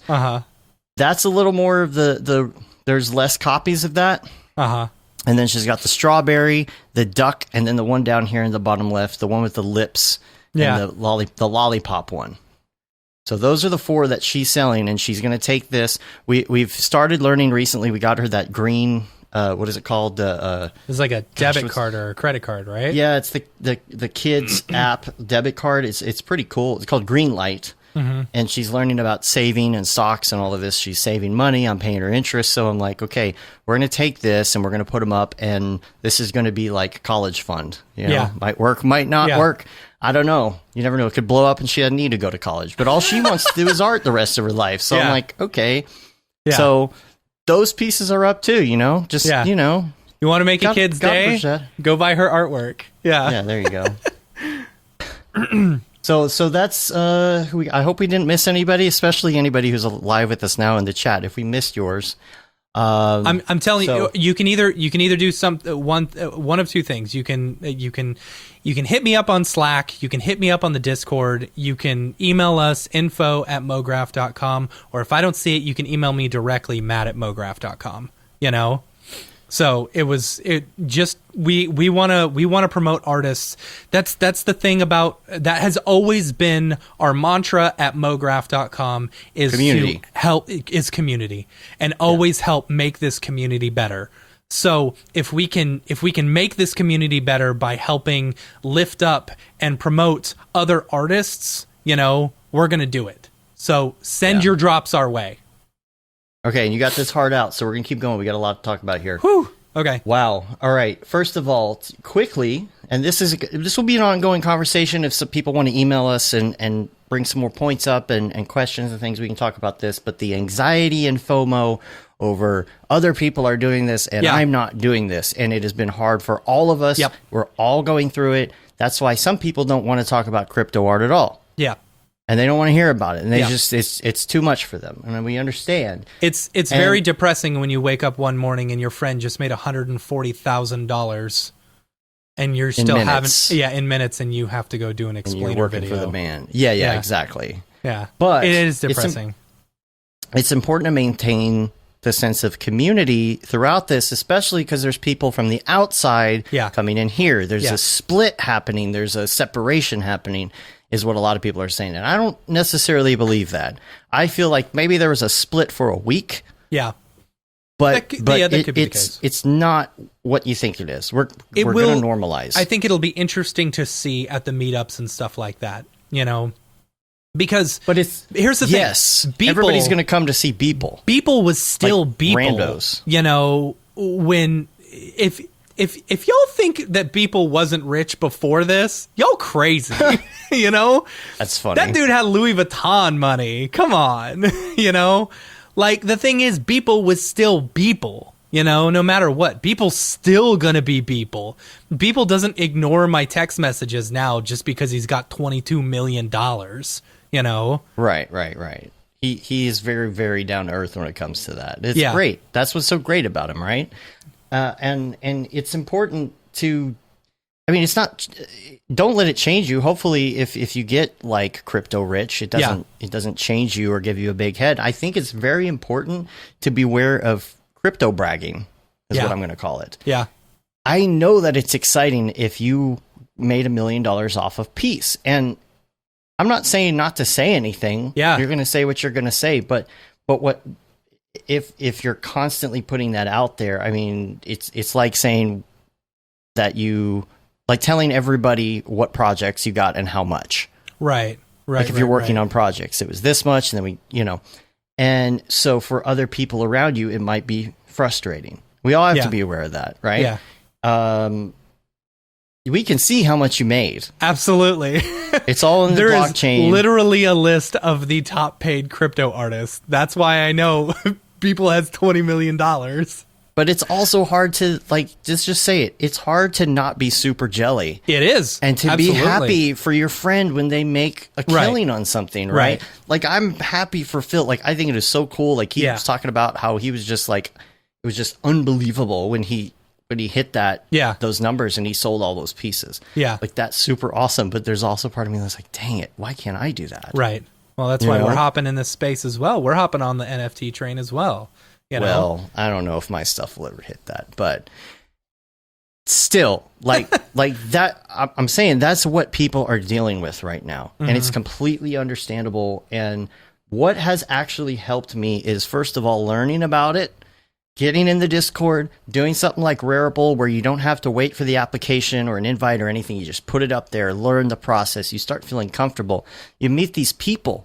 Because you feel like you're a part of it and you feel like you're learning. And there is nothing wrong with sitting back and learning from other people's mistakes. Absolutely. Before you post. You know? Play that long game, because it may be changing a little or dying down or leveling or normalizing. It's definitely going to. We're in a bubble right now, and Joel was asking in the chat, do you think it's a bubble that can blow up any day? Absolutely. It's going to. But the thing is, what we can do is try and raise up other motion designers, and then if we make it, if any of y'all make it, you can help support those other motion designers by collecting their work as well. And Aryev's a great example of that. He's like dumping money into He's basically invested all of his money back into the community, because, you want, like me, for example, I buy people's art that, like, the artists that I love, the artists that I want to be able to collect and stuff like that. It's like that's what I do. That's why I love this stuff, because I can own a piece of Mograph history. I'm a collector in that sense. I don't have enough money in order to start collecting more people's stuff, but that's why we create art in hopes that we can sell it as well. We get some of the Mographers on buying other people's work. That drives the interest of collectors and stuff like that. And we all get rich, And you know what else, though? I have never met so many new friends in such a short amount of time, especially not going anywhere, right? Yes. Yeah. Like, this has been so great. All these people that are like poo-pooing it. It's like you haven't been in the Discord talking to these people and like meeting new friends. Like it's really great. It's really comforting. Yeah. It helps with the FOMO. I know it seems does. like it wouldn't, but it helps. Yeah. And you'll be really nervous posting your first NFT piece. I'm still not sure about mine. I like every 20 minutes I'm like, I just need to burn them all. Whatever. But I didn't think that I was going to sell any, and I was getting down because it had been a few days, and then I sold one, and then I felt like, you know what? I didn't sell all 88 of them. I sold one of them, but for some reason I feel better. And I waited, and you're going to make a sale. You just have to wait a little bit. And, also the... I don't have a following to push out. I got like 10 friends. I got like 10 friends on Twitter. I've never even used that account. So how am I supposed to self-promote? You know? Yeah. It's oh yeah, go ahead. Sorry, I'm just trying to burn through it because so am I. You got that hard out. One thing I would like to mention, because you're talking about the bubble and whatnot, is a something that Billy coined a phrase of last night called NFT seagulls. And we were talking about the fact that there are all these people wanting to do collabs now, and it's even hitting bots to where if you're hashtagging NFT, crypto art, crypto artists. Yeah. All of a sudden, instantly, you're getting hit with these bots that are like, collab. And they're like the seagulls in Finding Nemo. Yeah. Mine, funny. collab. So NFT seagulls.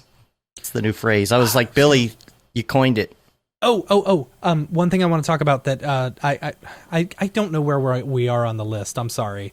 So I know I'm jumping around I just want to too. say, so with the nifty drops, it was something I was mentioning earlier about the actual like open editions and stuff like that. I think I'm burned out on open editions. You know. Oh yes, and I'd I'd like to talk about at least with Nifty. I don't know how it is on Makerspace. Can you keep going? I have to pee again. Yeah, go ahead. The few that I've seen on Makerspace, like the amount of people who are buying these open editions. If you just want to collect people's work and you want to pay a little bit less, I find that the open editions are a good one. But the ones that I've been really drawn to are the drawings lately. I really like the drawings because if you like, some of them are relatively inexpensive. You know, last night there was drawings for $20. You know, versus drawings for like $100 or $1,000. The thing is, if you're wanting to invest in some of this art, the drawings are great because if you win them, you're going to spend very little money for your the return on investment. And you know, it's not you don't have a huge chance of getting one of the drawings, but if you do get it, like it's basically free money. I mean, you know what I'm saying. It's like they're going to resell for, you know, twice, if not 3 times the value. Or if it's an artist that you really, really like and you know some of their stuff is just a little too expensive for you and you get the drawing, like that is awesome because then you get to collect that piece and you know you're like one of 25 people that in the world that own that piece. The drawings are really great. If you just want to collect someone's artwork, you know, the open editions are good. If you're looking to turn them around and sell them quickly for a profit, I don't think the open editions are at that point or have gone past the point where you can do that, at least with big name artists. For example, you know, I got lucky. John Norlander, when he did that drop, it was either last week or the week before, where Nifty basically crashed, and I ended up getting 2 of them. You know, one of them, I got them both on. I got that first one on accident because, you know, Nifty crashed and apparently they charged my credit card, which was great. I got number 40. I was able to turn around and resell it for like $1,000 really quickly, specifically because I got in early. And the thing that you have to understand about crypto art is that you buy it and the early ones get minted first. The earlier you are, the sooner you buy it, the earlier it gets it gets minted. So if you're looking to flipping them flip it quickly right away, you have to have a very early number, you know, in order to get in on that initial, oh shit, resale. I missed out on this. I'm going to pay whatever it takes in order to get one. And those prices can ramp up really quick and then slowly, you know, pretty quickly, just as quickly ramp back down. So it's a race to the bottom in bidding. At that point, it is a race to the bottom. Yes. Like, for example, that John Norlander, I got one, I was able to flip it for $1,000. I was really excited. I hit it like right at the peak when people were willing to buy. And then the next morning I woke up and I noticed I had another one. I'm like, oh shit, I just spent $750 or $1,000, you know, and now I've got to get rid of this, you know. But that's the thing. That's the difference between trying to do flips and actually collecting. Right. See, you know, I didn't know. I like John Norlander's stuff now, and that's another thing about this industry, this whole space, is that I'm learning so much more about all these artists, which is fantastic. You know, I feel like I'm learning more about the artists now than I have over the past couple of years. You know, and so I sold that second one, but I was just trying to get rid of it, you know, and ended up like only making like $10. You know, or I may have just broken even on it, you know. And then there was another one where there was 700 and something minted within the first like 10 seconds or the first minute. And it took me so long it took me 3.5 hours to get my mint that by the time I tried and turn around and flip it, I made $12. You know, and I got some people pissed at me because they're like, you keep on lowering your price. They were hitting me up on Instagram. What are you trying to do? Drive down price? I'm like, no, I'm just trying to get rid of it. You know, because I don't want to be but that's out the difference. that much money. We have some that we're collecting and holding on.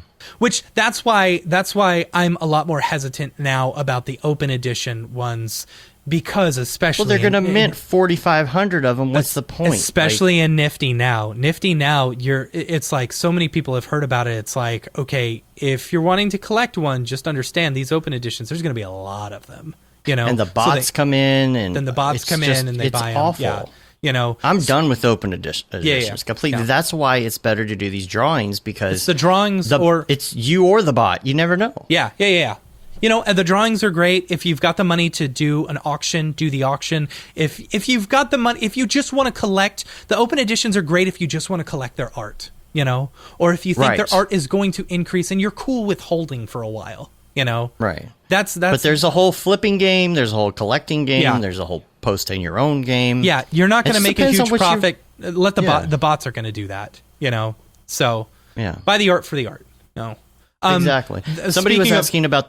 Hold on. Mm-hmm. Speaking of crashing, let's talk about the Beeple crash. Yeah, I just wanted to note real quick that somebody was asking about which Discord. Oh, Kent was asking about which Discord. There is the Get Nifty Facebook group, and then there's the matching Discord. I will say that currently they're closed, and this is not because they're trying to shut anybody out. Yeah. Just trying to slow the influx. When too many people come at once, we can't all get to know each other on our Slack. So it's the same thing with theirs. They've, I think it's David and Chelsea who made the decision to just hold on for a second, let everybody get acquainted because you don't know. It could get flooded with a bunch of like people who aren't Mographers. We're all trying to promote each other right now, and so I think their intention is to keep it that way, and they're just holding on that for but it doesn't mean that if you talk to them directly you can't get into it. I think they mentioned that, like, you know, it's not like it's super like closed down, exclusive, shut down for good. So all right, let's talk about that now. On the topic of open editions, this is exactly why I had no intention of even trying to get this other Beeple drop this week. Yeah. So so for those who are uninformed about this, Beeple was dropping 105 of his select dailies from the Christie's auction all at once on Maker's Place, and he apparently told them, you're gonna need more server space or whatever, you know, in order to handle it. And that site crashed hard. It crashed hard. I don't know if anyone was even able to get one. I think maybe 3 people were able to buy or something, and odds are they were probably bots, you know. And it crashed hard. And so it's not that they couldn't handle the influx of people hitting the button. Mm-hmm. It's that it crashed from people just being on the site before they could even hit the button. That's the problem. I couldn't even get logged in. Yeah. And Billy says 3 or 4 of them were minted. So he's got 101. So basically what they ended up doing is they're going to do a drawing. For those who don't know, if you were on there trying to buy one, or if you even visited that Beeple thing within 4 hours of the drop and you were logged in, you may be eligible for this Beeple drop. So if you go into your Maker's Place settings, and you may have your account settings, you may have a button that says "Make me eligible for the Beeple drop." So they are doing that drop. It makes you paste in your address manually, though, rather than using MetaMask. I didn't quite understand why it did it that way. Yeah, you have to connect a wallet to it. And but why can't you just connect your wallet? Why did you have to paste I don't know. it in? They said if you don't have a wallet, they'll provide you one. So I just let them provide me one, even though I had a wallet in there, registered wallet. Do we know what time it is? Well, by 4 p.m. today is the deadline. 4 p.m. EST. Oh, there you go, Billy. 4 p.m. EST. No, Pacific. 4 p.m. Pacific time. Oh, Pacific? March 1st. You have to confirm it by 4 p.m. Pacific time today in order to be eligible. Sorry. To be eligible. Yes. Okay. All right, that makes sense. I don't know what time the actual drawing is, or if they've even said. The register's verified before the drop. Of course, most people will watch this after the fact, and it won't matter. So, wait, what are you gonna do? Go to the settings page. The raffle. Anyway, you'll have a raffle ID, and it'll be 7 p.m. Eastern. He says.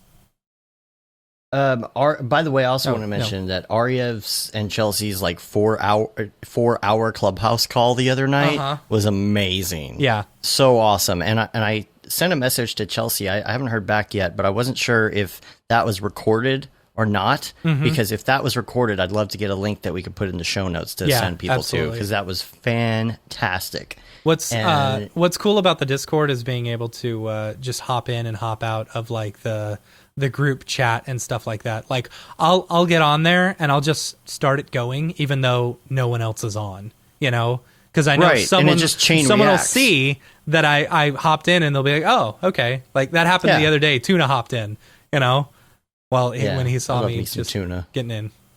We met last night. He's good people. Tuna's nice.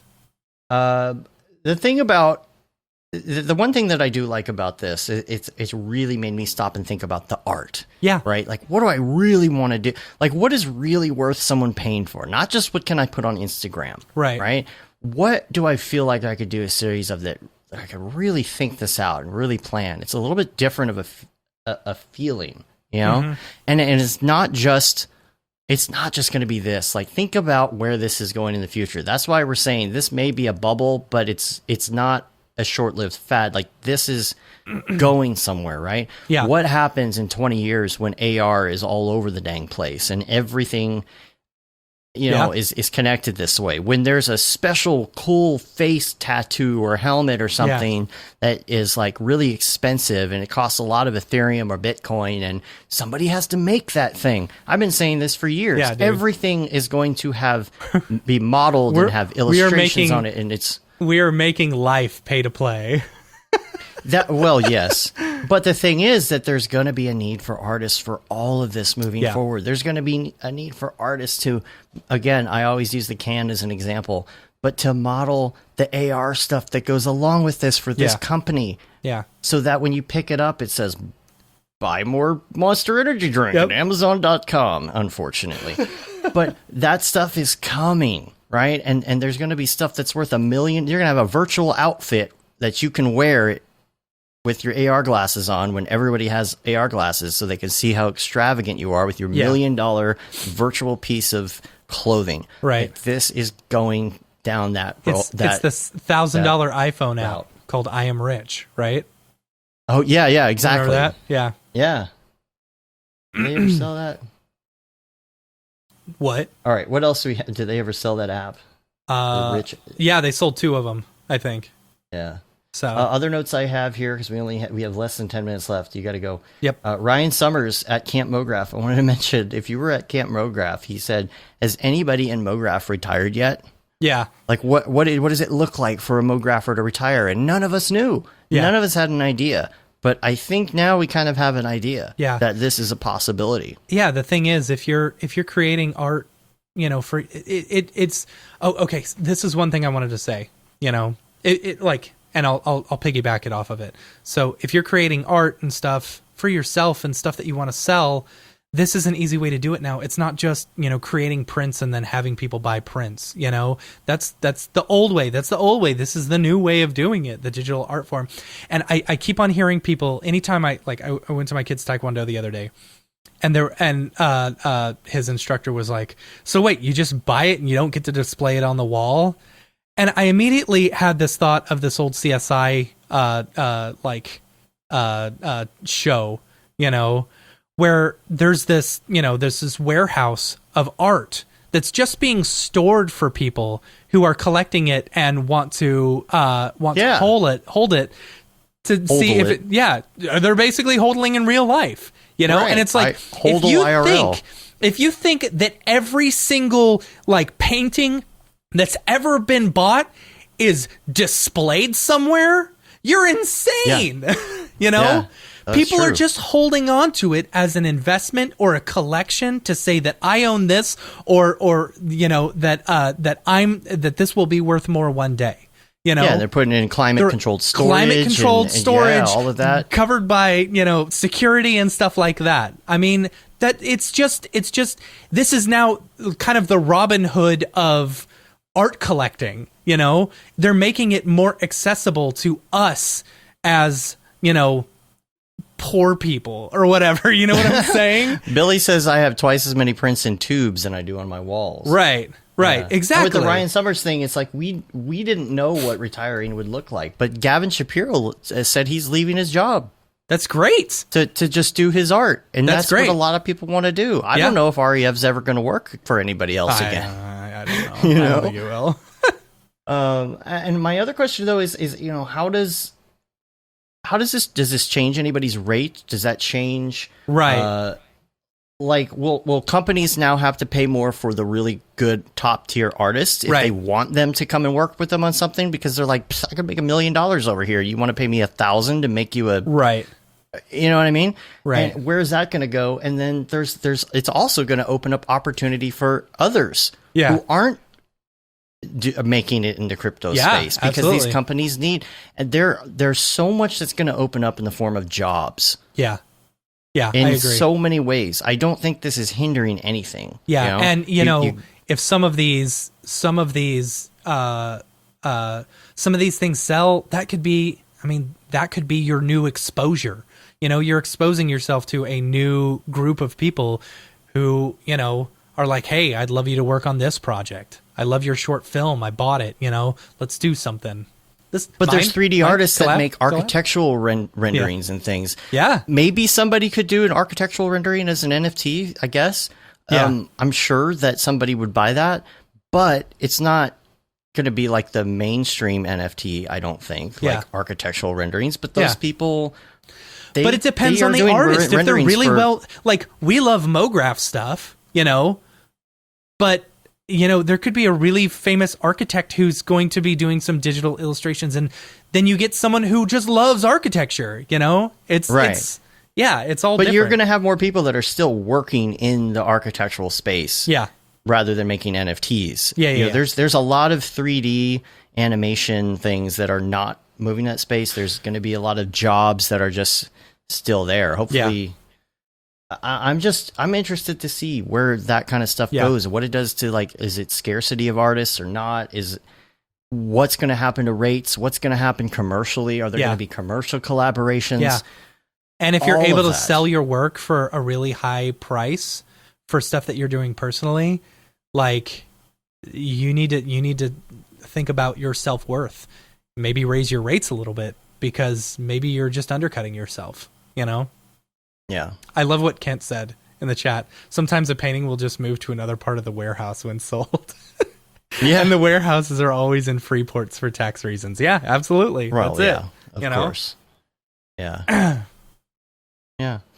Last thing I wanted to do is just mention 2 crypto links. We didn't mention Winkleman was on CNBC. Yeah. Dude, he was so funny. That was surreal. The freaking hype button that he had was so funny. He was like, "Oh, I thought I was going to be on Kramer, I had Kramer." He had to, like, not cuss for a minute. Right. That was interesting. But man, did he know what he was talking about? He was using all the words that I don't understand. Yeah. You know. So, what are you going to be investing in? Bitcoin or Ethereum? It's like, I don't know. Come on, I know I people. Just learned crypto I know yesterday. People. I don't know how much investment people does, and I don't know if people has bought any crypto art yet. You know, I don't know if he's doing that. Oh man, what does he see? That's the thing. Then he buys. It's that influence. And then, blowed up. See, you saw his influence with Phil's. So what? Yeah, I did. Saw his influence with Phil's. Yeah. So, last link though is cryptoart.io. This is interesting because it gives you lots of really cool stats. On artists and the industry. Man, January, you see this graph shoot up to like $80 million. This industry right now. It's insane. I don't have anything else. I cannot believe we got through all of these notes. I know. And I still got 5 minutes till I got to go pick up my kid. I just got to say, you don't have to pick a side. You don't have to pick a side. You don't have to even decide if you like it or not yet, because I think it's too early to find out. But let people have their fun if they like it. Just give it some time. Just give it a little bit of time. This will subside just like everything else. It will normalize. We'll find a way to work it into what we're doing. A couple months ago, Unreal was the big talk of the town, and everyone was talking about Unreal. Now Yeah. that's kind of subsided. People have their opinions about it, and we're moving on to the next thing. And then Unreal 5 will come out, Yeah. and everybody's going to blow up again. Yep. So, Who knows what's going to yeah. happen in a month. So Yeah. I hope we're all millionaires by then. All Yes, of me us. too. So Well, that's it for the drop. that's it for the drop. All right, And we're gonna for get out of here. The podcast. In the podcast. We're going to get out of here. You can rate us on iTunes, leave a review. You can also subscribe on your podcatcher of choice. Help us get those ratings up, yo. Newsletter. That goes out every once in a while. I'm working on another one, hopefully, for this week or next with some of our new promos. And we got a lot of guests lined up already. And some great fun shows coming up. And, of course, the Maxon live streams are coming back as well. So you can say you've been there, done that, got the t-shirt with the Mograph logo tee, the Paul Babb Feel the Bab 2020 shirt. All the profits from that go to Doctors Without Borders, the Render Things t-shirt, hoodie, and long sleeve tee, the That Render is Fire shirt, which you're only allowed to wear, ironically, Unless you're shams. Yep. I'm going to The be wearing my Mograph That Render blandishment. is Fire shirt on her drop. Take a picture. Oh, yeah, you should. Yeah. I got to find mine. I don't know where it went. The a Mograph Blandishment retro throwback shirt. You can check that all out at mograph.com. We're on Facebook, Twitter, Instagram, YouTube, and mograph.com. So Yep. we will see you there. That was a marathon of a freaking show. And we didn't even have a guest. I know. That's what's insane about this. We didn't even have a guest. Could you imagine if we had a guest too? I know. I think this will definitely become a shorter segment.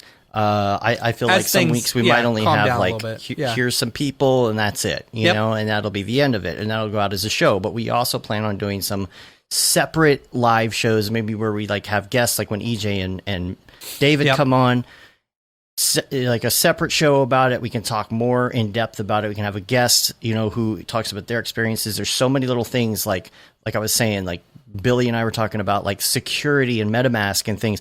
There's so much to dig into that you can make an episode out of all of this. So we'll throw those in here and there.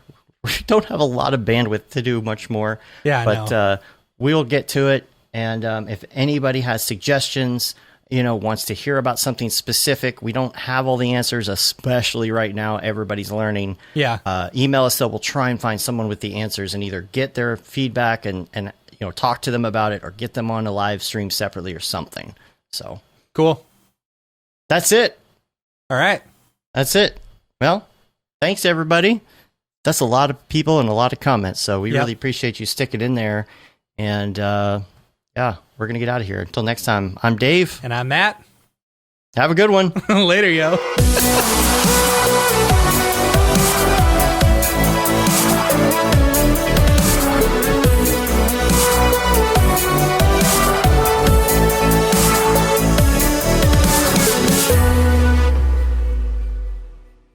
Pretty good, I guess. Mograph.com, an online resource for motion graphic artists. Start your week with the Mograph podcast. Industry news, interviews with your favorite artists, and terrible humor. Watch live shows and interviews from Mograph events like NAB, SIGGRAPH, Half-Res, and local meetups. Our Mograph Talks feature live demos and motivation from artists all around the world. Sometimes you gotta make stuff that you're not gonna put on your reel, and I'm not here to judge.